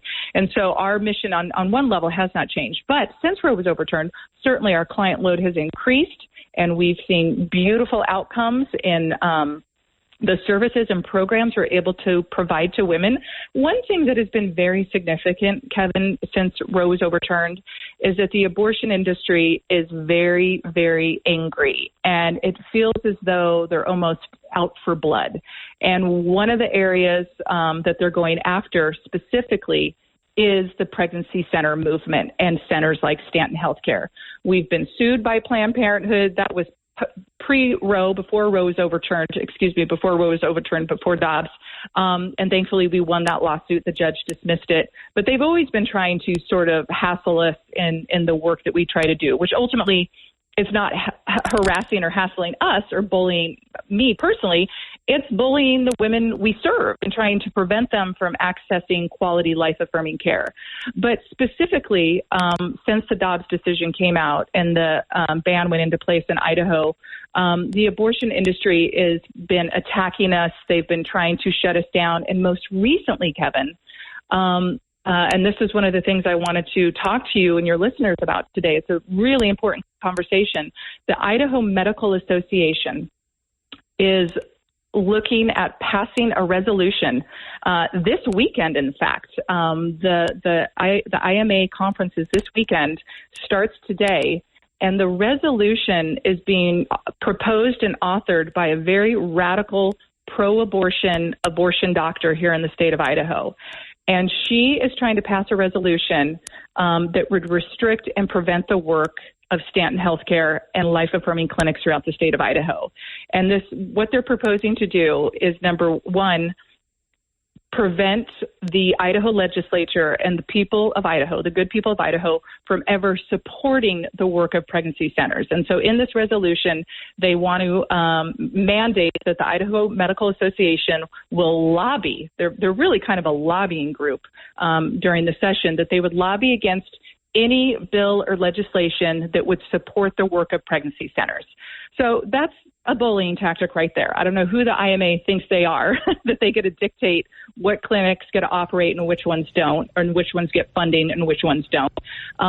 Second of all, in the resolution, they attempt to completely diminish the character of pregnancy centers. And if I have a second, Kevin, the statements they make are so defamatory that we've actually reached out to our legal team about it. Go ahead. Brandi, we're going to do that. We're going to take a break, and then we're going to come back, and we're going to get your reaction. And again, it's like old home day with you here on KIDO Talk Radio. But a lot of people don't know that Elizabeth Warren really targeted Stanton and other crisis pregnancy centers, and what it's like to be in the crosshairs. Our great friend Brandi Swindell, not Brandi Stanton, although I do love that name, Brandi Stanton from Stanton Healthcare is with us. We will talk to her and take more of your calls next. Kevin Miller, KIDO Talk Radio. What's going to happen with David DeHaas? Of course, you can catch him Sundays at 9 on KIDO Talk Radio. Good morning, sir. Good morning, Kevin. That's true. You cannot. Basically, you don't know what's going to happen, do you? Right. That happens with healing, too. You were away for a while, and now you've returned. I have returned. Hey, Kevin, have you ever thought about how important it is to blink your eye? Yes. We do it automatically without... Yeah, especially, though, when it's like dry eye, and then you... Right. Yeah, no, it's important to blink your eye. Keep your eyes moist, and you can't go to sleep at night without shutting your eyes, right? Well, imagine for a moment they find a benign tumor behind your left ear. And when they take it out, they cut some nerves and muscle, and your left side of your face droops and twists like an advanced form of Bell's palsy. You can't eat any food on the left side of your mouth without biting your tongue. Your left eye never blinks, and to go to sleep, you have to tape your eyelid shut. The $1 million question, Kevin, is can anything be done to heal this problem? Conventional medicine says no. So you got to live with this for the rest of your life, this deformity. This is a true story. My dad lived with this problem for 15 years. Till one day, I talked him into doing a 10-day cleanse with colon hydrotherapy. He ended up doing 3 10-day healing retreats in a period of 3 years. One day, in the middle of the third retreat, he walks in my office, pulls off his glasses, and he says, "Look at this." And he blinks for the first time in 15 years, and his face is now lifted and looks normal. What's the value of that, Kevin? I have no reaction to that, sir. I have no reaction. That's amazing. It is very amazing. I couldn't believe it myself. But, you can't put a price on great health, can you? That's the power of healing with colon hydrotherapy. So this Sunday, 9 a.m., on the Living Waters Whole Body Detox Show, we will share the incredible story of my father's healing journey and also some unique things about how he raised us kids. And there are some amazing, hilarious, unbelievable stories of how we grew up with my amazing dad and the story of his healing. So it's a pretty cool story. That is Sunday at 9. David DeHaas, we always appreciate you, sir. Thank you, Kevin. Thank you, our great friend David Paid for DeHaas. by Living Waters Wellness Center. Appreciate that, Bo. We're rolling. Back to Brandi Swindell joining us from Stanton Healthcare. Not Brandi Stanton, although that could be like a superhero named Brandi Stanton. But anyway, I get distracted. For a lot of folks, though, when we left the last segment, we were talking about Elizabeth Warren after the Dobbs decision. And, she's no spring chicken. She's no lightweight when she starts saying we need to stop crisis pregnancy centers. As someone at the forefront of this movement, not only in Idaho, but especially around the world and around the country, what went on in your mind, and how do you battle one of the most powerful liberals in Congress? Oh, Kevin, I'm so glad you brought this up because it's one of my best memories of how we stood up to Elizabeth Warren, because you're right. She's, she carries some weight when she speaks, especially in certain circles, and she's very extreme on her radicalized abortion beliefs. And so when Dobbs came out, Roe was overturned, she was one of those people just full of vitriol and angry, and she decided to turn it on pregnancy centers around the nation and said that we should be shut down. If we don't recommend and advertise for abortions, we should be fined $100,000. She said on national media platforms that were fake clinics. So our team discussed it, and we shared these comments with some of our clients. And Kevin, the biggest offenders of our work? It's the clients we serve. It's the women. It's the Stanton moms who have been helped through the work of Stanton Healthcare. And so 3 of our moms said, we want to use our stories. We want to fight back. What can we do? So we flew to Washington, D.C. with 3 of our Stanton moms and their babies, and we went right to Elizabeth Warren's office. And our campaign was not fake to me. And our clients basically were saying, Senator Elizabeth Warren, look into our eyes and look into the eyes of our Stanton babies and tell us that we received fake care from Stanton Healthcare, which, of course, Elizabeth Warren can't do.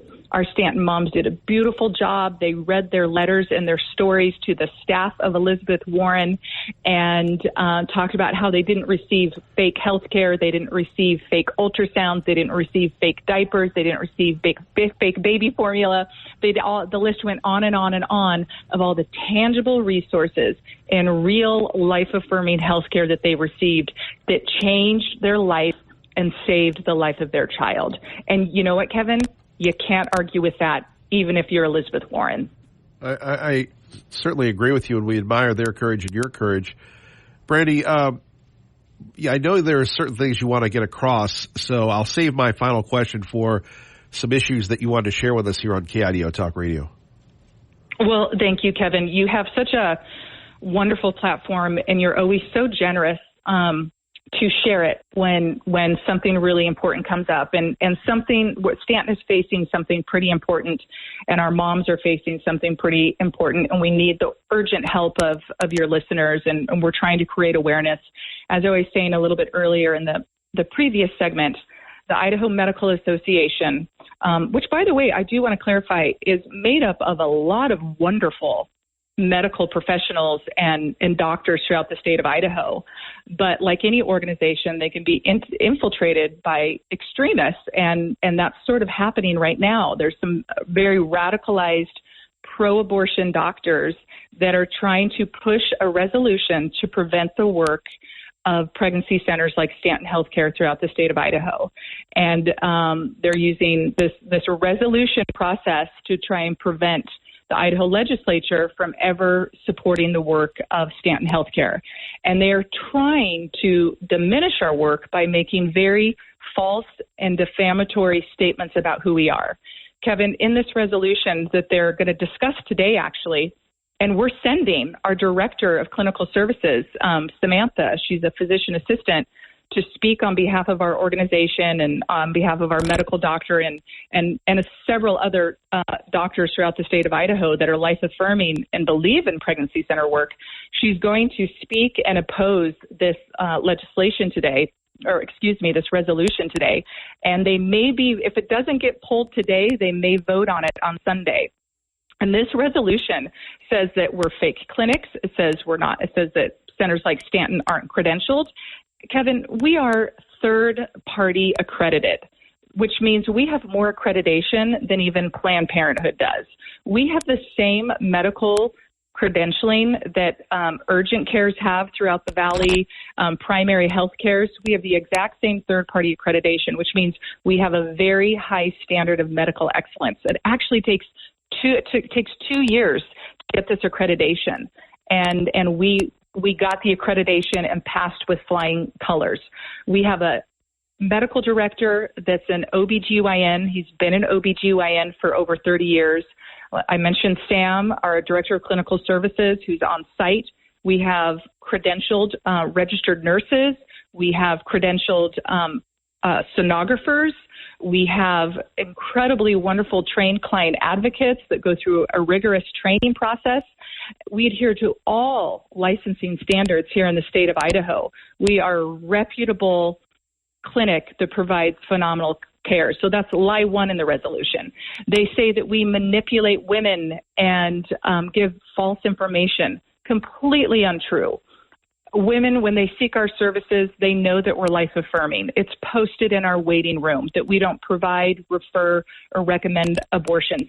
In the paperwork they sign, the intake paperwork, it says we are life-affirming at Stanton Healthcare. We don't provide, refer, or recommend abortions. And our waiting rooms are full, and our exam rooms are full, Kevin, because women seek life-affirming care when they're facing an unexpected pregnancy. There's a false argument out there that every woman facing an unexpected pregnancy automatically wants an abortion. So, and there were many other lies. And Kevin, the lies are so false and defamatory. We've reached out to our legal team, and if this resolution moves forward and gets passed on Sunday, we are looking at legal options because this is designed to prevent the work of Stanton. And you know what, Kevin? This isn't simply an attack on me or an attack on Stanton Healthcare. Ultimately, this is an attack on the women we serve. This is anti-woman, and this is anti-healthcare. Our great friend Brandi Swindell joining us here from Stanton Healthcare. Kevin, middle of the morning. And I have my one big question for you in a moment, but, I think a lot of us don't understand the cost and expense when you have to go to court that takes away from the most precious care that you provide to these mothers and to these babies. That can't be expensive, and regardless of who we are, lawsuits at the very minimum are very stressful. They're stressful and they're distracting. And you're right, there's expenses, the time. Our work is already intense because we put all of our efforts, all of our resources, all of our time into providing the absolute best care to women and children in need in our community and throughout the state and beyond. And that's where all the energy needs to go with our volunteers, our medical staff. It all needs to go towards pouring into the lives of these women that we serve who are seeking our services. And so these lawsuits, they're distracting, they're bullying attempts, they're harassing. And so, we want to avoid any type of legal action. But when it comes to trying to prevent women from seeking the services we provide, we have to fight that. And so, again, our hope is that the leadership of the IMA, the good doctors within the Idaho Medical Association and other medical professionals see this resolution for what it is, that it's extreme, that this doctor presenting it, who is very pro-abortion, that she is acting as a lobbying arm of Planned Parenthood in the abortion industry, and that, you know, the Idaho Medical Association should be supporting diverse healthcare and life-affirming women's healthcare. They shouldn't be restricting it and dabbling in it in any way. So we're hoping and believing that the good doctors within the IMA oppose it. And I want to ask your listeners right now, reach out to the IMA and let them know you oppose this resolution that would restrict the work of pregnancy centers. And if you want it, Kevin, I have the number if people want to call the IMA and stand with Stanton and oppose this resolution. Sure. Please go ahead, Brandi. Okay, so your listeners can call, and I'm really inviting your listeners to do this. Again, not for me, not just for Stanton and other pregnancy centers. Do this for the women of Idaho. They can call 208-344-7888. So it's 208-344-7888. And just leave a message and let the IMA know that you stand with Stanton, you stand with the pregnancy centers of Idaho and the women of Idaho, and you oppose any resolution that would restrict the work of pregnancy centers. The actual resolution number is 10524. Resolution number 10524. And Kevin, I know we're running out of time, but I have messages from a few of our clients that they wanted me to share with you and your listeners and to the doctors of the IMA that express how much our clients and our Stanton moms love Stanton Healthcare and the care that we provided to them, and how troubled they would be if a resolution like this passed. How can I really say no to you? But if you can give me, a couple, and I'll save my question for the next time, and there will be a next time, but obviously this is very important, Brandi, so please go ahead. Absolutely. Thank you, Kevin. I appreciate that. This is from Audrey, and she wanted me to share this with you and with your listeners. Hi, my name is Audrey, and I am a 24-year-old mom of two. I first went to Stanton Healthcare after I found out I was pregnant with my eldest daughter. When we found out we were pregnant, we were incredibly scared. I initially heard about Stanton through a radio ad. My husband and I know with confidence that God led us to Stanton. In a season of life where everything felt uncertain, Stanton was there to support us. From the moment we walked in, we felt welcomed and cared for. We were provided with all the information needed throughout my pregnancy. They provided ultrasounds where we got to see our precious daughter. Even after my daughter was born, they continued to support us as we struggled through seasons of financial difficulty. And Stanton is the reason that my daughter remained fed and healthy. They have provided us with formula, diapers, wipes, and so much more, all at absolutely no charge. The guidance that Stanton has given us throughout our pregnancy and beyond has built our confidence as parents. And I challenge anyone to look into my beautiful daughter's eyes and tell her that the care she received was not real. Stanton and other pregnancy resource centers like it are very real to the moms and children who have received care from them. I pray that above all, your eyes are open to the importance of these support centers in our community. My story is not unique. Daily, countless women face unexpected pregnancies. Many women are in far worse positions than I was when I found Stanton. And with the support of Stanton and other pregnancy resource centers, these women are able to raise our next generation with confidence. Thank you, Stanton mom Audrey. Is that amazing, Kevin? It is, and that's the difference that Stanton Healthcare makes. Brandi, one more time, your website and the phone number, please. Absolutely. StantonHealthcare.org. StantonHealthcare.org. Our phone number is 208-855-5095. And again, call the Idaho Medical Association. Tell them that you stand with Stanton and pregnancy centers throughout Idaho and the women of Idaho, and you oppose any resolution that would restrict the work of pregnancy centers. And that number is 208-344-7888.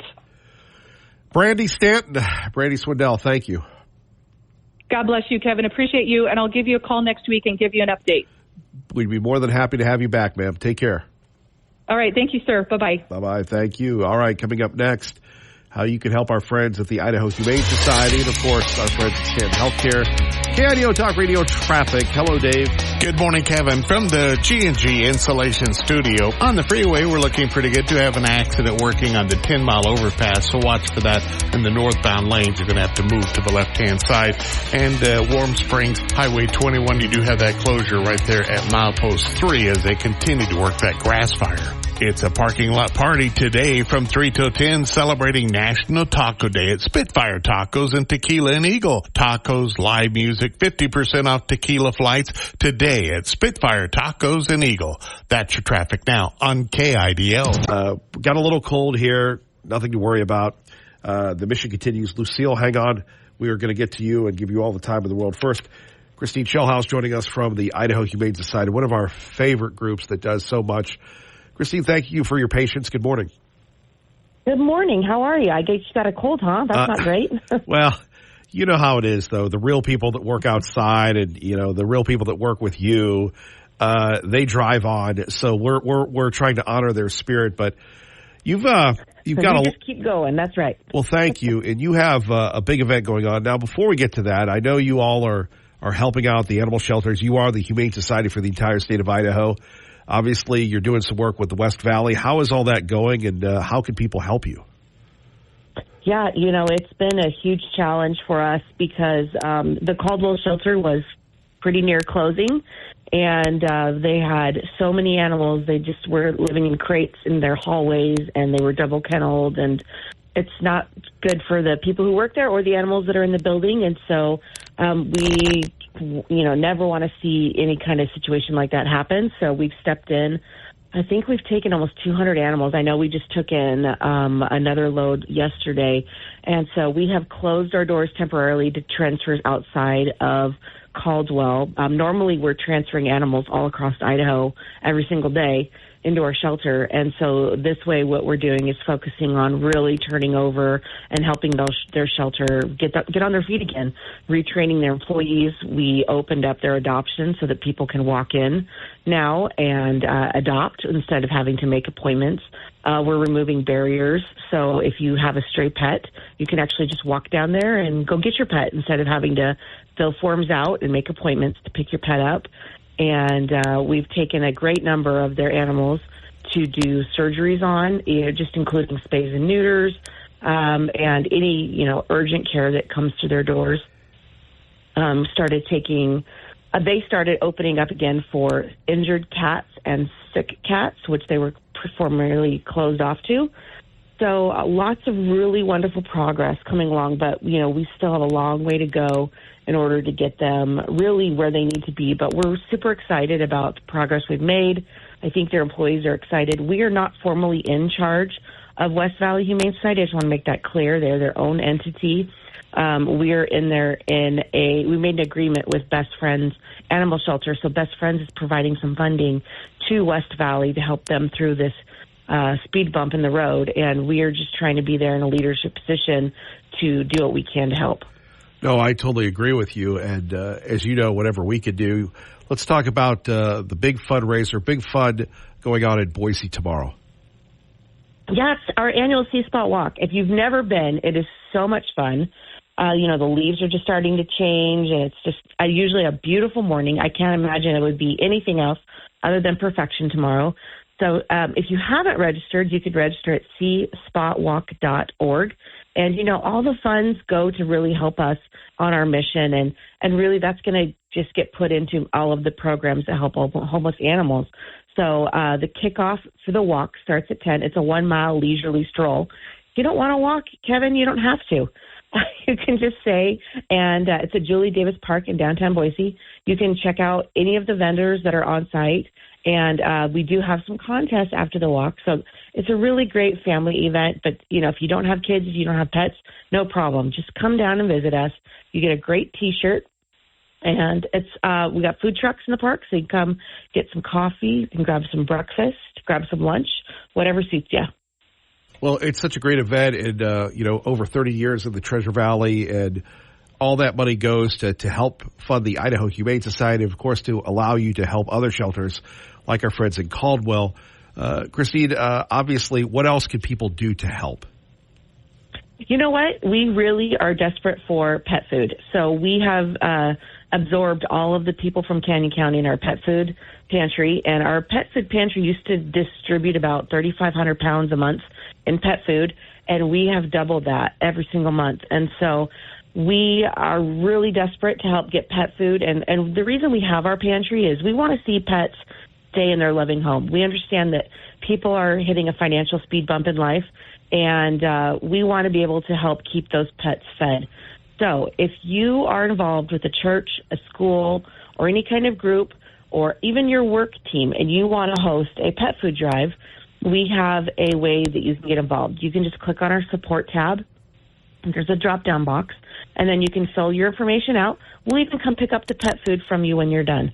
So we would love to see this winter tons of groups and organizations supporting pets in the Treasure Valley by just asking their friends and family, and maybe even hosting a little friendly competition between groups to do a pet food drive. Well, Ed, obviously you and I have been talking about this, so I'm saying this on the air, so please hold me to this. We will be in touch to do that not only in the fall but throughout the winter. That's the least we could do. And I know you don't like getting up early, but we'd love to come back to your facility. Look, listen to me. I don't love getting up early, but we would love to come back to your facility and really. We'd love to have you. Well, thank you. And really, I mean, it's you, me, and the security guard. We don't even have the tech anymore, so it'll be very exciting for all of us. However, it is so important. Your website, and again, see Spot Walk, obviously, but food drives. Do you need volunteers? Anything else that people can do to help you? You know, even $5 a month really makes a difference. It all adds up truly, because when Betty White had passed and everyone had given $5 in remembrance of her, we made over $37,000. So if people set up a $5 auto pay each month to just donate to our charity, you can sign up on our website, idahohumanesociety.org, and set up just a $5, $10 a month donation. We will move mountains with that money. It will give us so much funding to just change lives for animals in need. Well, Ed, I want to thank you, the volunteers and the staff, not only at your facility, but throughout the state of Idaho and throughout the country. You guys really have a servant's heart. So, Kristine, thank you. And, as you know, I'm a big admirer of your work and what you guys do. So thank you again. Thank you, Kevin. Okay, our great friend, Kristine Shellhouse, joining us. Help out the Idaho Humane Society. Again, we want to thank our friends, Treasure Valley Subaru, that are working with those folks as well. God bless them, and please do what you can. Let's go to our friend Lucille, who's been very patient. We appreciate you, young lady. Thank you for joining us, and good morning. Good morning, Kevin. Got a cold, have you? Yes, I get, the older I get, I guess the more colds I get, but, thank you for noticing. How are you? I'm doing fine. I hope to get better, Kevin, seriously.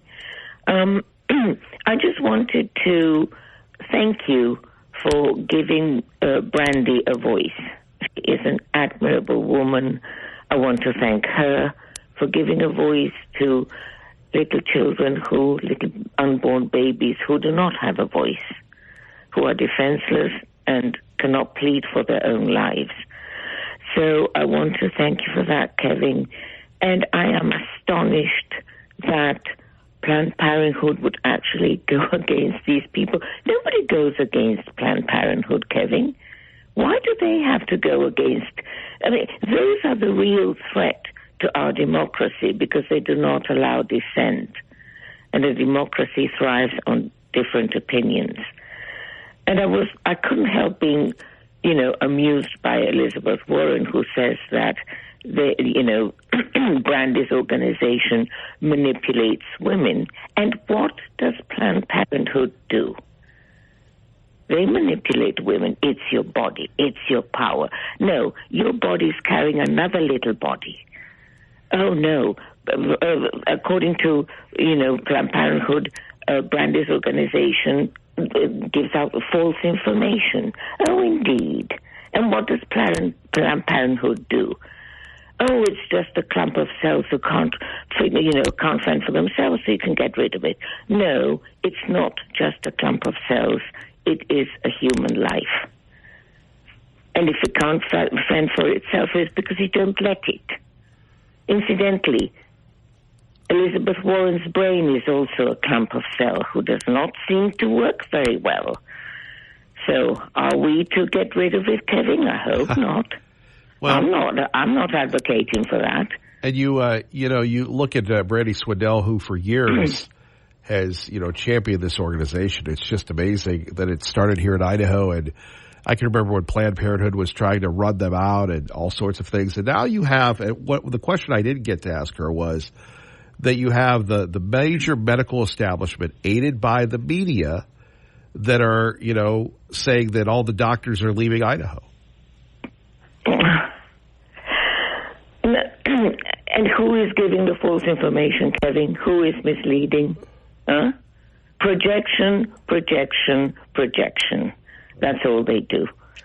And you know what, Kevin? I want people to understand this very well. They are the real threat to democracy because they do not allow dissent. They do not allow differing opinions. They do not allow people to do that. Tell me, Kevin, who stands against Planned Parenthood physically in the sense of saying, you can't do this, we're going to close you. People who go and pray in front of it, those are not threat. They are threatened by the pro-choice people who beat them up and take them to prison. So who really here is a real culprit, Kevin? You tell me. Well, you're right. And then you have the Biden administration throwing people in prison, fathers for praying outside Planned Parenthood. Exactly. And if that is not the epitome of a dictatorship, I don't know what is. Imprisoning people for speaking their mind, for just praying outside. It's not that they're picketing, it's not that they're shouting, insults at Planned Parenthood, they're praying. That is the epitome of dictatorship, Kevin, imprisoning people for speaking their mind. And those are the real threat to our democracy, and that is why it is imperative that we, defeat these people in November. Please, I beg my fellow Americans, please go out and vote Conservative. Do not be complacent. Do not be complacent. Do not think that bad things cannot happen in the United States and in Boise. Look what's happening in the UK, Kevin. People are getting in prison for speaking their minds. Oh, I agree. Lucille, thank you for the call. Quick break. Kevin Miller, KIDO Talk Radio. Pair of tickets to Boise State versus Utah State. Want to make sure you are listening the entire time. 580-5436. Caller 17 and caller 20. You're going to go courtesy of Kevin Miller and KIDO Talk Radio. Here we have it. The man who is going to be, from what I understand, the czar of the red light cameras in Boise. It's our own Lee Joe, not to be confused with his given name, Leroy. Oh, there you go. In response to Ken Goldthorpe, calling me some kind of a scofflaw and what have you, just, if you're willing to surrender your rights for security, we've been warned about that by the Founding Fathers. If you're willing to bend the knee is what you're saying. Bend the knee. Exactly. Bow to your masters, which goes immediately to an incident I had 5 minutes ago with 2 highway patrolmen here down on Warm Springs. I've got a job up there, and they've shut the road down. And the first thing they do is start yelling and saying, you can't get through here unless you're a federal contractor, and we're going to arrest you for obstructing and blah, blah, blah. It's like all the videos you see of thuggery and abuse, and it's 2 highway patrollers just doing their job. Well, that's not what they're doing. They're power tripping. That's what these 2 guys right this minute are doing, is power tripping. So they started yelling at you? Absolutely. And it was like the first thing. I said, hey, I've got equipment up there that I want to make sure is out of the path of the fire. Unless you're a government contractor, you turn around or I'll arrest you for obstructing. Oh, well, there you go. What's the deal with why everybody's got to be a tough guy? I guess I gave up being a tough guy after 89, so I don't know. They're young and dumb. and that's how that works. And they're state employees, so they're there for the pension, not to do the job. So they're state troopers? So, yes, these are state troopers. Well, you know, the colonel used to listen, but he retired, so I don't know if the new colonel listens. I don't know either, but it's just disgraceful watching guys like this, you know, do their big macho power trippy thing. You know, and this is what I'm talking about. Well, I think it's because you were training problem. I think it's because you were intimidated by them. They were much more manly than you. Oh no, that's not how that worked out. You know, I spoke my mind. I know. Oh, did you? What did they say to you? And what was their response when you said that? Well, I explained to them, you know, I have equipment that I want to get away from the sagebrush and stuff so that we don't lose it. And that's it. They're over the top right now. You know, you can't explain anything to them. It's their way or the highway, and you know, they will be obeyed. And it's a training issue. They're just over the top. The Idaho Post must be turning out little Nazis or something. No. You can't, that's a little too much.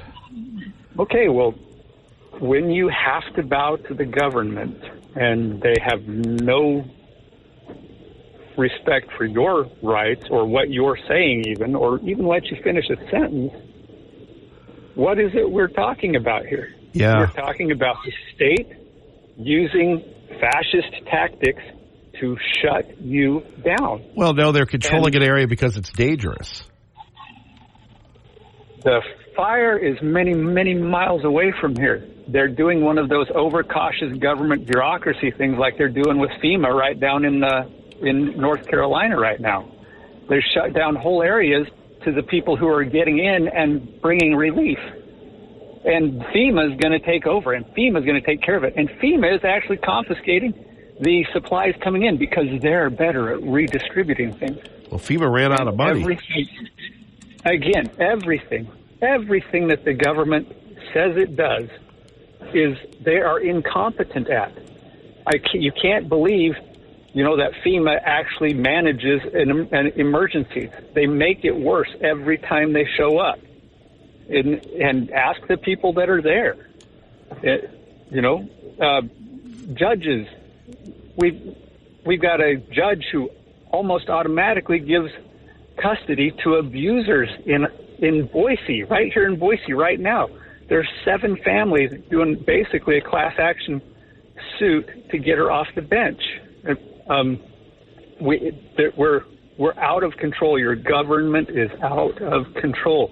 And I know we're supposed to bow to law and order, but this form of law and order has gone too far. And, you know, if you bend the knee, it will just continue. It literally will continue. And so now, Judge Wagner is probably going to be reelected to the bench because, folks, we need to be aware that our government is failing in every aspect at every level.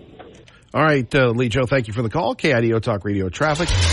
Good morning, Dave. Good morning, Kevin. From the G&G Installation Studio, traffic now still working that accident on the 10-mile overpass on the right-hand side. So move to the left if you're traveling northbound on 10 Mile.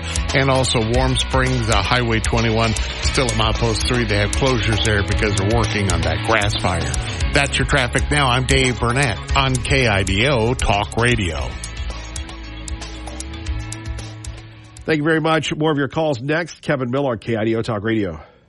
By the way, your chance to win tickets, some more tickets, just listening to Clay and Buck for Boise State versus Utah State. Phone numbers here, 580-5436-580 KIDO. I do want to thank everybody who is a fan of ours or contributor of ours on the KIDO Talk Radio Facebook and the Kevin Miller Show Facebook.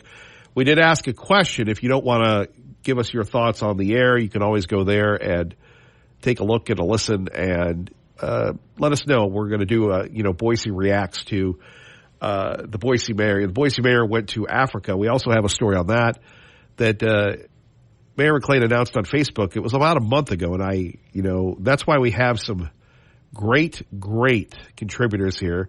Our friend Chris beat me to the story, and I'll probably do a follow-up, but the mayor of Boise going to Africa And some people are upset about that. And to me, I'm thinking, why not go vacation in Coeur d'Alene or what have you? But a lot of people want to do that. But we are talking about a couple of things, huge topics today.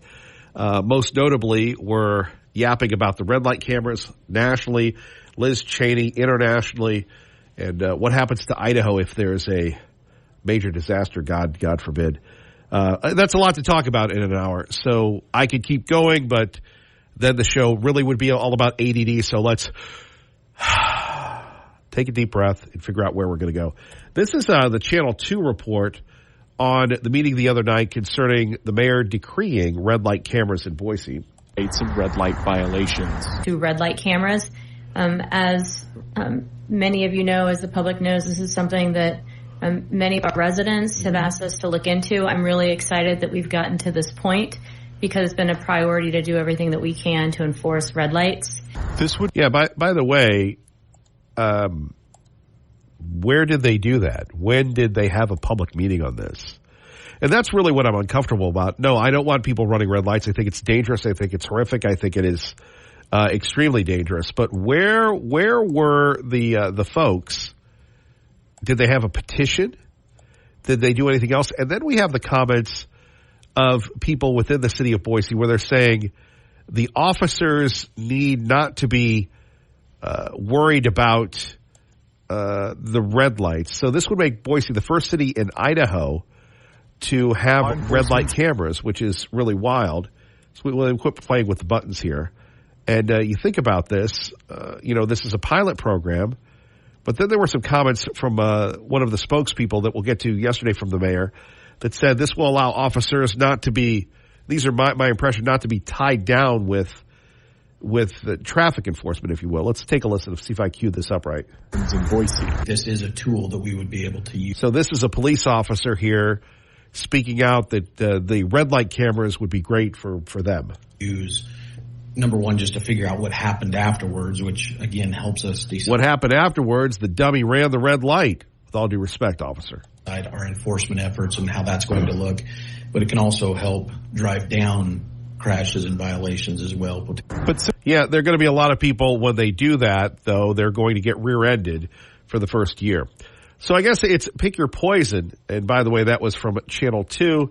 Because we're multi-platform, multimedia, let's go to the report courtesy of Channel 7 that had a person from the mayor's office speak a little bit about this. Hopefully I queued this up on KIDO Talk would Radio. Take photos of vehicles that run red lights to give drivers a warning or a citation. Here we have the mayor's person. So we'll be looking at those intersections that might be hard for officers to service and might be hard for them to get in and out of if they are.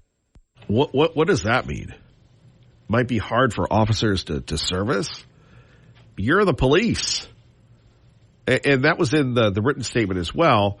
And Kristine, we're going to get to you in 2 seconds. Please be patient, sir.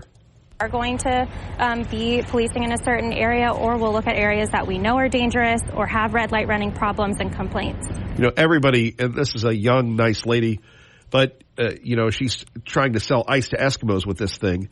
And I'm thinking about this, and I'm going, okay, the officers why would they not be in these areas? And again, I'm not a police expert. We have great police experts, but you put a couple of police officers there, all of a sudden people don't run red lights. Let's go to the phones, and we go to Kristine. Good morning, sir. Thank you for your patience. Good morning, Kevin. How are you today? I knew it was you. Great, sir. Great to have you on KIDO Talk Radio. Well, praying for you to feel better. And, hey, regarding these, I call them the flashy cams, the traffic cameras. I used to live in San Diego back in the day, and they tried those there for a while. I think they were, manufactured in Arizona. But anyhow, one of the problems that we would notice, so I think you kind of mentioned something like this, is that people would know there's a camera at this light, and rather than, if they were starting to enter the intersection on yellow, they just slam on their brakes. Yes. And it would cause a lot of rear-end traffic accidents. And I remember the former mayor of San Diego, Roger Hedgecock, had a program. He'd fill in for us sometimes, too, there in San Diego, local program like yours, and it happened to him. And he's like, this is just garbage. It's the snacks of nanny statism. And just cameras everywhere, surveillance. We don't live in a surveillance state. I'd like to think we would do the best that we can to not, make that come to fruition here. But anyways, I can see both sides of the argument, but it really does present a traffic hazard with a lot of people slamming on their brakes just to avoid getting flashed. Well, that's amazing. I'm so glad you brought up Roger Hedgecock. What a great talk show host he was, and a mayor and all sorts of things. What a dynamic experience he brought to the EIB network. Yes, indeed. Another thing I'll tell you about those flashy cams there is I was traveling through Arizona up into a town called Payson up in the mountains, and you come around, it's like a freeway speed, and then you're kind of coming into town, but as soon as you round the bend, before they even have a lower speed limit sign, this thing flashes you as you come around the corner doing the speed limit that was posted, and then they send you a ticket in the mail. It's just ridiculous. Well, and here's the other thing. Why don't they have people, have a public hearing, but we're going to take the word of the mayor? It's always better if you could put it to the people. Yeah. For sure. And instead of just having somebody decree it, but that's liberal. Boise is like the blueberry and the tomato soup, just like Austin is to Texas. They always tend to surround the houses of the tower, and government is where they worship. So I don't know. There you go. But one other problem that Roger had brought up as well is, you're supposed to, in our system of justice, have the ability to confront your accuser, which is where you can go to court, and as a police officer can show up there, and you guys can have it out in front of the judge. Here, there's no way to do that. It's just, here's a picture, and sometimes you can't even tell who's driving the car. No, you're right about that. Finally, is CUDA done? I mean, you got all the development coming out there. You got Facebook. Of course, you got our friends at CS Beef. What's the CUDA report?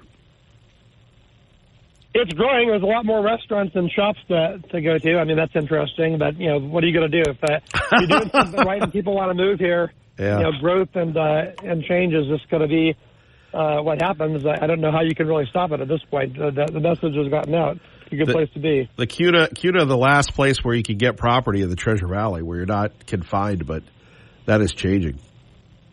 It is. Although they just built some new properties out off of Indian Creek, right off of the CUDA Road and Meridian Road intersect, and this place will go for like $800,000 in CUDA. So I was like, wow, guess we're really stepping up in the world. Well, you are, and you had that flight of a lot of people from Eagle moved to CUDA several years ago. So you might be the new Eagle. I don't know if that's a good thing or a bad thing, brother. I guess we'll find out. Chris, God bless you. Thank you, sir. You too. Thank you, our friend Chris in CUDA. Kevin Miller, KIDO Talk Radio. Good morning, Kevin. Sorry you're not feeling so well, a little under the weather. So, I had a cold about a week and a half ago, and it lasted about 6-7 days. It was very mild, so never got a sore throat out of it. So there's stuff going around, including another variant of COVID. But this deal with the red lights, after living here 29 years and seeing how the driving habits have changed here, I remember the days when you could go down Eagle Road or get on I-84. People were more courteous. They signaled young kids driving. They would signal no tailgating, things like that. Now you have a bunch of jackasses that have moved into the state, especially from California. And their habits came with them. And what I'm saying is that, you mentioned about, people slamming on the brakes like your previous caller did because they don't want to get a ticket for running a red light. Well, two things. Why weren't you going the proper speed limit, number one? Number two is who's the dumbass behind you who wasn't given a proper amount of distance? So you ask an officer that. Usually rear ends are caused by idiots that follow too closely. You're not following the normal rules of the road that you learn when you got your driver's permit. So, I blame the people out there for this. I really do. So that's my look at it. I've watched how Eagle Road has changed. I mean, you talk about red light runners. You could stick them on Eagle Road in Fairview, and you could fill the city's coffers with money from all the idiots that play follow the leader on left turns through the red light. 3, 4, 5, 6 cars. And the other thing, too, I mean, if you want to get more police out there, city officials, why don't you hire them and use them to do traffic enforcement on the corners? The other one is over here on Glenwood and State Street. And, goes from one jurisdiction from Boise. As soon as you make a left turn going westbound on State onto Glenwood, it becomes Garden City. I've asked those people before. I've asked the Sheriff's Department about this. I've asked Garden City Police. How come you guys don't crack down on the red light renters? Either we don't have enough people or that's another jurisdiction. I get a whole slew of things that are totally illogical and nonsensical. I mean, it's just ridiculous. I mean, Kevin, you have complained in the past about people tailgating, you going into work even early in the morning as you do. Yes. And it's gotten worse. I mean, I don't notice the tailgaters quite as bad, but heck, the people go zinging in and out of traffic on Eagle Road there because they want to get a few cars ahead of somebody else. It's just ridiculous. It really is. And so are you in favor of the red light cameras or not? What say you? Yeah, I actually am. The one thing I do agree with was when they ran that story the other day on the news, the ACLU was saying that they were against it because people who might have been borrowing somebody else's car would, maybe get the ticket for the person who actually owned that car. Well, my comeback on that one is, ACLU, is if the cameras are set up properly and actually catch the driver's face and the person in the car on that date that ticket was issued, and what percentage of people out there, think about this, what percentage of people are actually going to be loaning their car out to somebody else to drive to work and get one of those tickets? It's going to be very low. So I'm actually for it because it's gotten worse. I do not see, and I've noticed this for years, it's gotten worse. The crackdown on speeders on I-84, I mean, geez, coming back from the airport the other day, I mean, I'm just going, there are people flying by me at 75, 80 miles an hour going in and out of traffic. And it's just, and this is after the rush hour. Where's the where's Idaho State Police for this? Apparently they're telling Legio not to drive or something.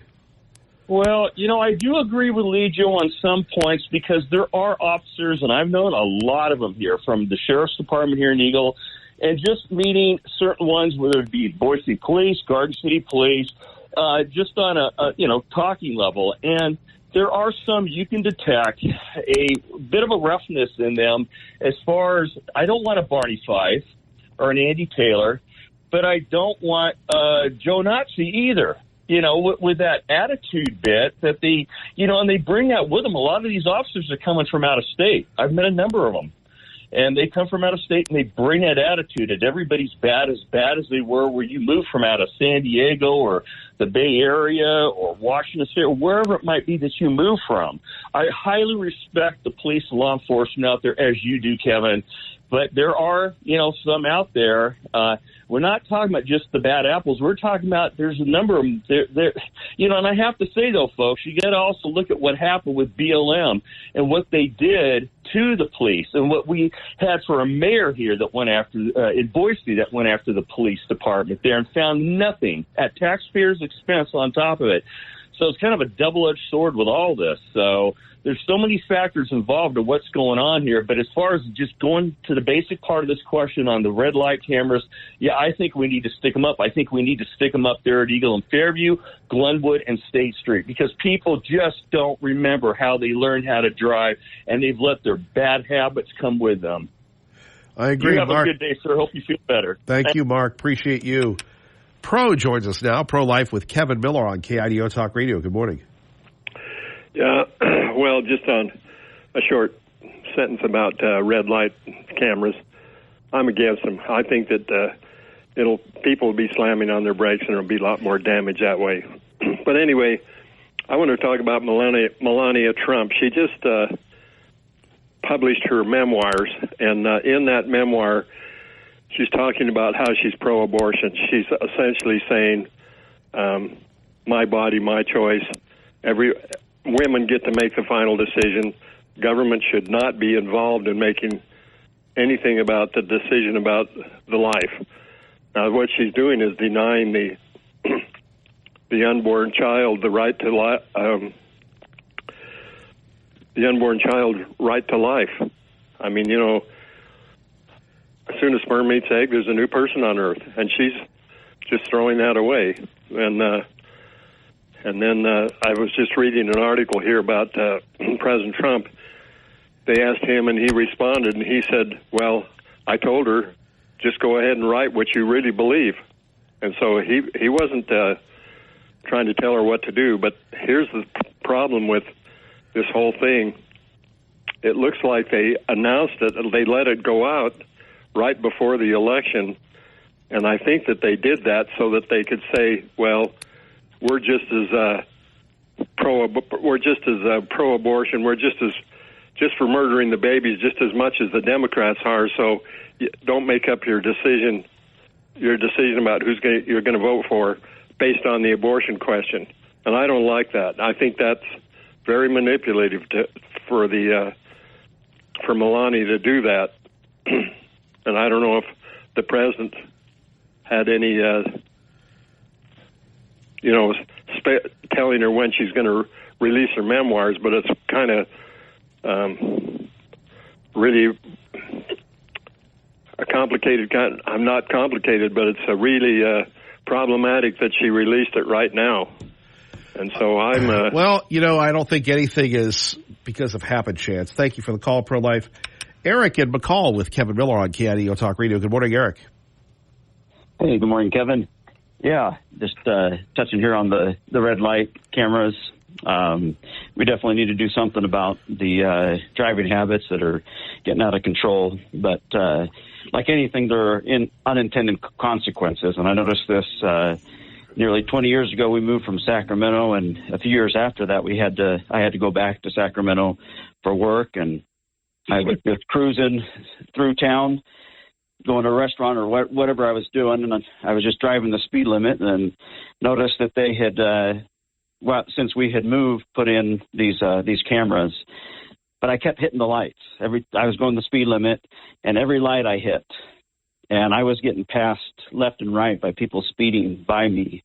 And these people, they knew what was there. They knew that the lights were set up. This is a money-making scheme because they don't have to patrol the area, and they can catch people speeding lights, running lights, and it's a moneymaker. And I think that that tendency for it to be unpatrolled is lends itself to people speeding in that area, and so for that reason, I'm against the red light cameras. So, but if I can switch gears, Kevin, to FEMA, is that all right if I touch upon FEMA here? Oh, Eric, we don't have any gears, so please go ahead.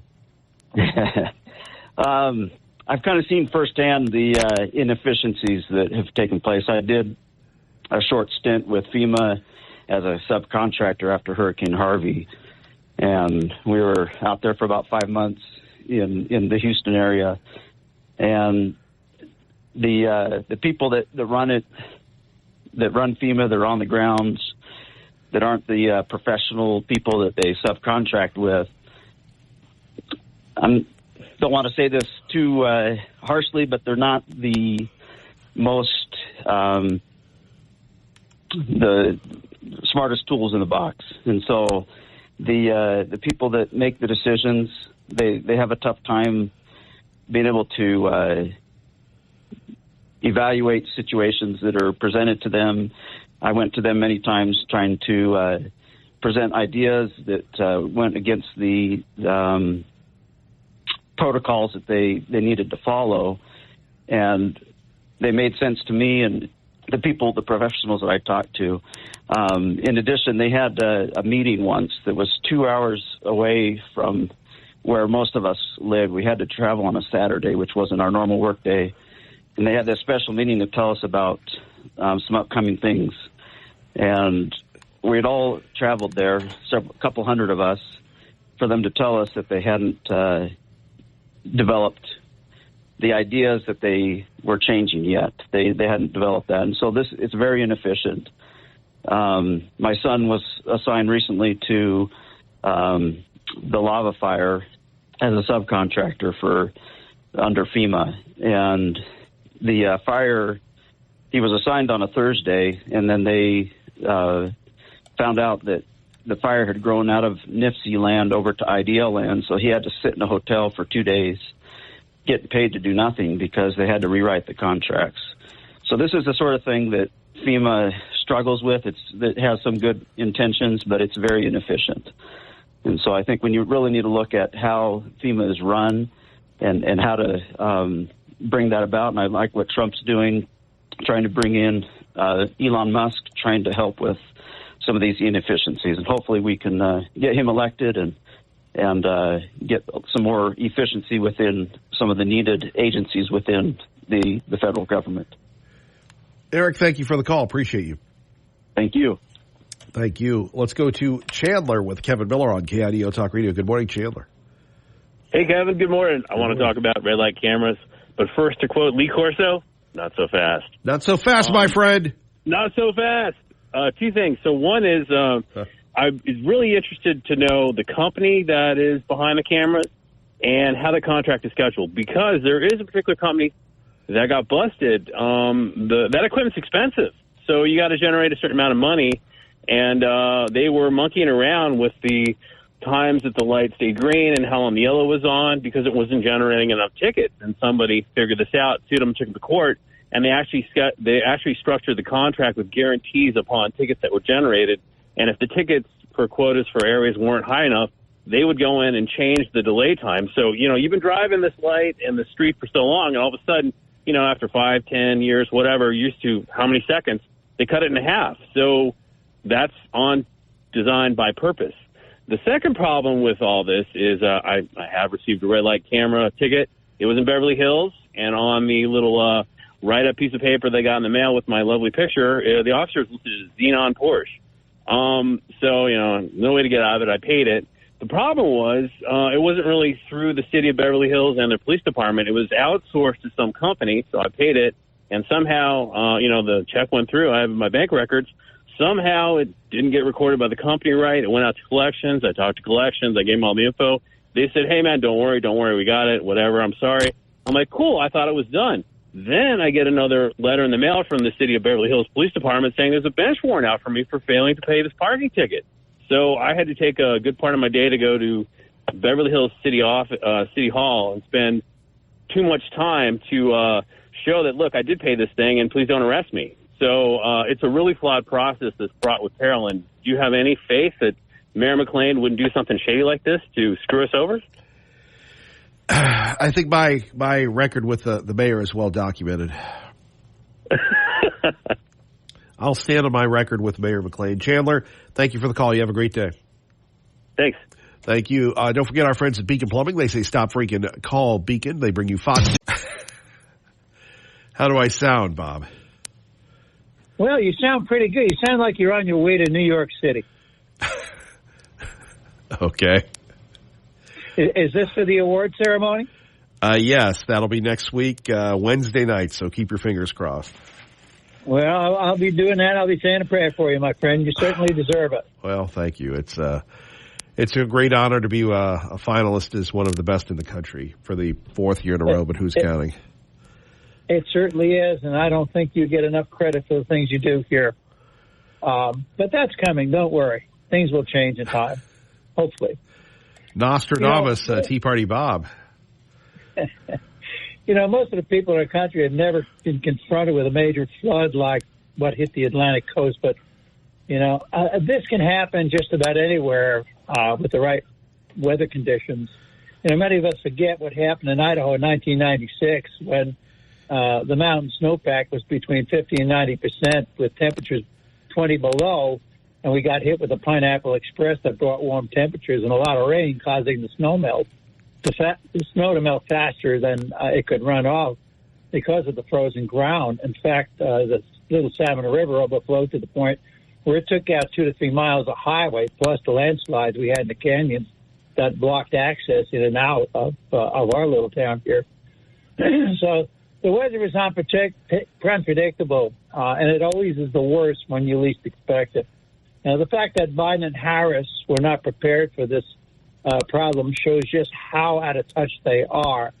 In 23, FEMA spent $325 million on housing illegals and doubled that in 2024, which used up all of the FEMA's emergency funds that they've been talking about, and shows us how badly the government has been mismanaged under the Biden-Harris administration.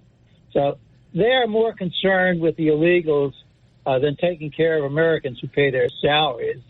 And Trump, on the other hand, he arrived at the scene with Samaritan's Purse volunteers and raised over $4 million in relief funds. So the media doesn't cover that, yet they cover Kamala Harris, who actually came down 4 days later and got every network to literally broadcast her comments that she read from the paper, literally 2 lines on how the government was going to give them $750 for those affected by the storm, doing virtually nothing to help those that have lost everything. And, we're spending $5.2 billion on a capsule to Jupiter, Jupiter's moon, and sending $8 billion to the Ukraine to fight a war with Russia. But we don't have the money to help the hurricane victims. So Biden and Harris treat American citizens like illegals and illegals like American citizens. And if we don't deport these illegal aliens, they will suck both Medicare and Social Security dry. Everything in our country has been turned upside down to cater to the illegals, which is why the open border has become a top issue for over 60% of Americans. The Democrats are saying that it's against the law for illegals to vote in federal elections, while they refuse to permit states to remove them from the voter rolls.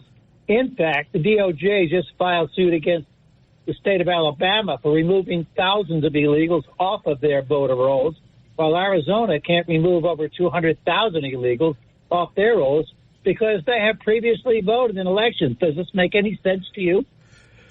No, no, it doesn't. But anyway. So, the governors are doing what they can in these hardest hit states. But I will tell you, Biden could have called out the regular military and really made this so much better. Well, they don't have a problem. They don't have a problem spending money for Zelensky. Oh, no, exactly. I mean, $8 billion here, $10 billion there. We've gone through $200 billion so far for Zelensky. And that's because the neocons want to have another war. The federal government does nothing to help the people who have been devastated by this damn storm. And all they're doing is playing politics, particularly in those towns actually they were hit the hardest. They were the Republican towns, and they have done nothing to help them. Literally, some of them have been wiped off the map. So truly, we're living in a world turned upside down in a mere 4 years. So can you possibly imagine what will happen in the next 4 years if Harris is elected? And all I can say is God help us. And for those of you who don't want to deal with red light cameras, come to New Meadows. We don't have any red lights. You don't have anybody. You don't have any population though either. Yeah, but it's growing, Kevin. We're a growing city. We're actually building more condos. We're actually building more housing for people here. It's going to grow. I mean, you got 1,200 homes being built at Brundage. Well, we appreciate the New Meadows update, Tea Party Bob. Thank you. You're very welcome, Mr. Miller, and have a wonderful trip out there. Make sure you give us a call every now and then. We'll be doing the show Tuesday and Wednesday from there, so yes. Great. Thank you very much. Thank you. Live from the United Nations. No, I'm not kidding. 580 KID. Don't forget, Clay and Buck coming up. Your chance to win a pair of tickets to Utah State versus Boise State. And Ashton Genty getting a lot of run when you're thinking of the Heisman Trophy. That would be a big honor. Of course, just getting to New York is a big honor. Just being there at the Downtown Athletic Club and the Heisman Trust. It's pretty big. So we'll see how that plays out. Again, what it means to you, your chance to go and win. And, Bo, could you text me? I know Eric won a pair, but who the other person was that won. And let me just check to make sure you haven't done that already. Usually you do, and that is on me. So if you could, we'd like to congratulate the winners of this hour here on KIDO Talk Radio. Now, you may notice I do have a slight cold, but it's no big deal. We're just going to keep rolling. And by the way, the commander. So the commander and Eric winning the tickets. And by the way, Commander, you and Mrs. Commander, thank you very much for listening. Also, Eric, thank you for listening. And when we talk about the Commander, it's always good to say, well, who is the Commander? God bless America, land that I love. Stand beside her and guide her through the night with a light from above. From the mountains to the prairies, to the oceans white with foam. God bless America, my home, sweet home. God bless America, my home, sweet home. And congratulations to the Commander. Phone number's here, 580-5436. You know, in the old days, we used to make fun of the people that prepped, and we have, prepping shows on television and all sorts of things. I'm beginning to think it might be time to start prepping to living off the grid, considering what's happening in North Carolina. Remember, we had Dean Mayorkas, that is the Secretary Mayorkas of the Homeland Security Department, the Dean Wormer of 2024, saying just a few months ago, FEMA was prepared. In other words, he should have said this. Remain calm. All is well. 3 months ago, FEMA said they were ready for any and all hurricanes because they had a lot of money. Of course, this was before they gave the money to the illegals. FEMA is tremendously prepared. This is what we do. This is what they do. And the key here, Rebecca, is also to make sure that the communities who are potentially impacted are prepared as well. And it's not just hurricanes and wildfires, also extreme heat, which certainly some parts of the United States are already experiencing. Sure. There was Mayorkas saying FEMA is ready to go. It's what they do. Yesterday, FEMA said that they don't have any money. Now, why doesn't FEMA have any money? You may recall this from Mayorkas as well. FEMA is providing emergency food and shelter program funds to help cities around the country recover or defray the costs of non-citizen arrivals. CBP and ICE are working closely with cities to share information and coordinate the disposition of non-citizens in immigration enforcement proceedings. So we spent the money on people that are here illegally so they would not be deterred. They would not be deterred from coming to America. And so we have blown our money on this. Now, those of you that live in Arizona, I met a gentleman yesterday from Arizona, talked about Senator Sinema, who used to be a Democrat. Now she's an independent. She had a few thoughts with Mayorkas a while ago. As you know, Secretary, I helped secure $650 million in fiscal year 2024 for the CBP Shelter Services Program to limit the financial burden on local communities. I was pleased to see the notice of funding opportunity published last week that gave Arizona its fair share of the money available. As you know, this money has come quite late. We were just days away from Pima County ceasing all activities to process and manage migrants. So what steps is DHS going to take to ensure that additional funds are distributed and that we don't find ourselves in this critical situation in Pima County once again? We announced with the first distribution last week, we also announced a competitive process for the second tranche of funds under the Shelter and Services Program. We are going to receive applications for it from existing recipients. Yeah, he's just saying a bunch of nothing. By the way, any senator that can pull off wearing a zebra-patterned shirt has a lot more power than we do. Can you imagine that? Can you imagine Jim Risch wearing a zebra-colored shirt, black and white shirt in the pattern of a zebra? Can you imagine that? Can you imagine Mike Crapo doing that as well? I really can't imagine that. But as we've been talking about, FEMA is out of money. Is this any really way to run a government? It's so horrifically bad that we have to, at 580-5436, 580-KIDO, that we have to believe that people are just not mentally competent that would vote for anybody right now but Donald Trump. Just based on that alone, how they're bungling FEMA. Think about that for a moment. They just continue to bungle and bungle and bungle. And Mayorkas, this guy should have been thrown out years ago. Michael in Meridian with Kevin Miller on KIDO Talk Radio. Good morning. Hey, good morning, Kevin. I appreciate your show. I really, really do. Listen to you every morning. I lived in California for many, many years, and the red light situation was a major problem. Its main purpose is fundraising for this community, for the police people, because of the fines that are created and charged for the people who violate the red lights, go through the red lights. The big problem with that is that somebody has to monitor a car that goes to every intersection that has a red light. That's done by an outside service, and it costs a lot of money for somebody to monitor that situation. There were lawsuits after lawsuits after lawsuits about these red light cameras.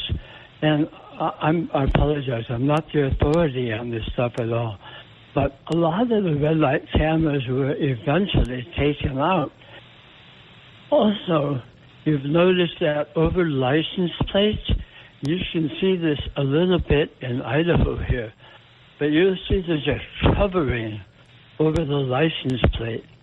And what those are, you've heard of polarized glasses that you wear to set the glare of the sun. Well, what those coverings do is they cross-polarize the light that's flashed out to take the camera to take a picture of all of the license plates. And they cross-polarize the light so it blacks out the license plate so you can't read it. So if you're sharp, you look around town, you'll see little things covering over the top of license plates. And that's what its purpose is. Well, they even went to the point of outlawing in California those coverings, which was cross-polarized. Anyway, it was a major mess. And like I said, they ended up by taking out a lot of those cameras because of the lawsuits, the expense of having all these license plates processed. There wasn't any money left over for the state to gather because of what was being put out for the service to monitor the Sure, stuff. It's going to cost a lot more money. Michael, thank you for the call. I appreciate you. Let's go to Captain Harry, who joins us now on KIDO Talk Radio. Good morning, Captain, my captain. Top of the morning, Kevin. First off, I want to wish you well on your travels to the big city east of the Green River, as you say. I hope you go out there and kick some butt. You deserve it 10 times in a row. You're the man, Kevin. We love you, and I wish you well on that deal, big time. And the last caller, he took away some thunder there. It's a tangled mess, those lights, but it all does come down to the money deal. And that's the bottom line there, but it's a tangled mess, and it'll be ugly. And my other thing I wanted to bring up is the Jack Smith stuff and how they're going after Trump for telling the truth on the election. And I just saw the Pillow Man talking about a lady in Colorado that stood up and saying about the mess they had, and they just sentenced her to 9 years in prison. And it's and the deal, like Tea Party Bob said, 218,000. They found people that are illegals registered to vote in Arizona. And, we're not going to do nothing about that. They got busted by a person way down the totem pole, brought it up, and they kind of got caught by their own people on that deal. But they're really dancing around trying to figure out how to get away with that in Arizona. But as far as Jack Smith goes, that guy, he knows the election was a fraudulent election, and he is going after Trump for telling the truth. That man is lower. He is, you hear about BS, bull, and chicken. Well, I'm talking about whale, and that dude is lower than whale poop, and that's at the bottom of the ocean. There's nothing further down than that, and that's where you are, Jack. You are lower than whale, and it's very sad what they're getting away with and how they're twisting stuff and going after people for telling the truth. So it's like truth fair, warfare, lawfare. Now they're going after the truth. But thank you for your time, Kevin. That's all I got. I'll be standing by. Thank you, Captain Harry. We appreciate you. We'll finish up with Concern on KIDO Talk Radio. Good morning. Yeah, good morning, Kevin. I just want to talk about the traffic laws. One of the biggest issues we have, which is just this huge issue over top of America, is the fact that this DEQ or ZI, whatever it is, this equity thing. When it comes to traffic laws, people just speed and do whatever they want because the fines ain't nothing and it really doesn't mean nothing. You get a ticket, well, bad luck. You got a ticket, you pay your $100 and you're done with it. There's no consequences in anything. The bottom line is we need to increase the fines for people that are speeding and make it more incentive for the people that want to obey the laws and do things right. These days, there's no incentive for living life right. In our days when I was younger, there was points. You get 3 points and insurance goes up. These days, everybody gets the same insurance. So guys are out there breaking the law, causing accidents, uninsured, and the money comes back to us, all because we don't want to be unfair to them because, hey, they're driving too, There's no incentive for anybody that obeys the laws, has good credit. I remember when I bought my first house in Boise, back in the 80s, and it was like they were all over me about every little payment and stuff like that. And these days, you can go bankrupt, buy a house the next day. There's no incentive to obey laws on the traffic, slow down, insure your car. People do things like, build houses on the edge of cliffs and then it falls and then everybody's insurance goes up. And it's just like there's no incentive to do the right thing and have good credit, do the speed limits, and get an insurance break because you're a cautious driver and you have no tickets. They want to spread it all across the board. Everybody's got to be treated the same. And that is the problem with this equity thing. It's not the same. We need to incentivize people that want to obey laws, have good credit, and do things right. And that's the problem. No matter what you do, that's what happens with socialists. No matter how good you are, it doesn't really matter because everybody gets the same. And that's what we're leaning into, socialism. We need to increase the fines on the freeway, make it really hard that if you're speeding, you get a ticket and it goes against you. People will slow down. That's all we need to do is enforce the laws. But it's just frustrating. But thank you for your show, Kevin. That was my little rant for this morning and on the traffic deal. Thanks. Appreciate that. Thank you very much. Kevin Bell in the morning, KIDO Talk Radio. Phone numbers 580-5436, 580-KIDO. Don't forget, coming up, Clay and Buck. They will give you a chance to win tickets to see Boise State versus Utah State. That'll be in the 10 o'clock hour. On a programming note, we will be en route to, I was going to say the nation's capital, but we will be going to the nation's largest city, New York City. We will be broadcasting from there next week in honor of the National Association of Broadcasters Marconi Awards, which recognizes the best in radio. We have once again been a finalist for Show of the Year. That's not talk show, that's shows throughout the country. So whether people live in Indiana or Michigan or Texas, we will be going up against, a sports show, a rock show, a jock show, a country show. So it truly is the very best of the best, and we do want to thank all of you who have made that possible, and of course our friends at the National Association of Broadcasters who have recognized our work here. And it's not an easy thing to do, and it's like getting to the Final Four, if you will, in basketball. So God bless, keep the faith, and remember, Kevin Miller loves you.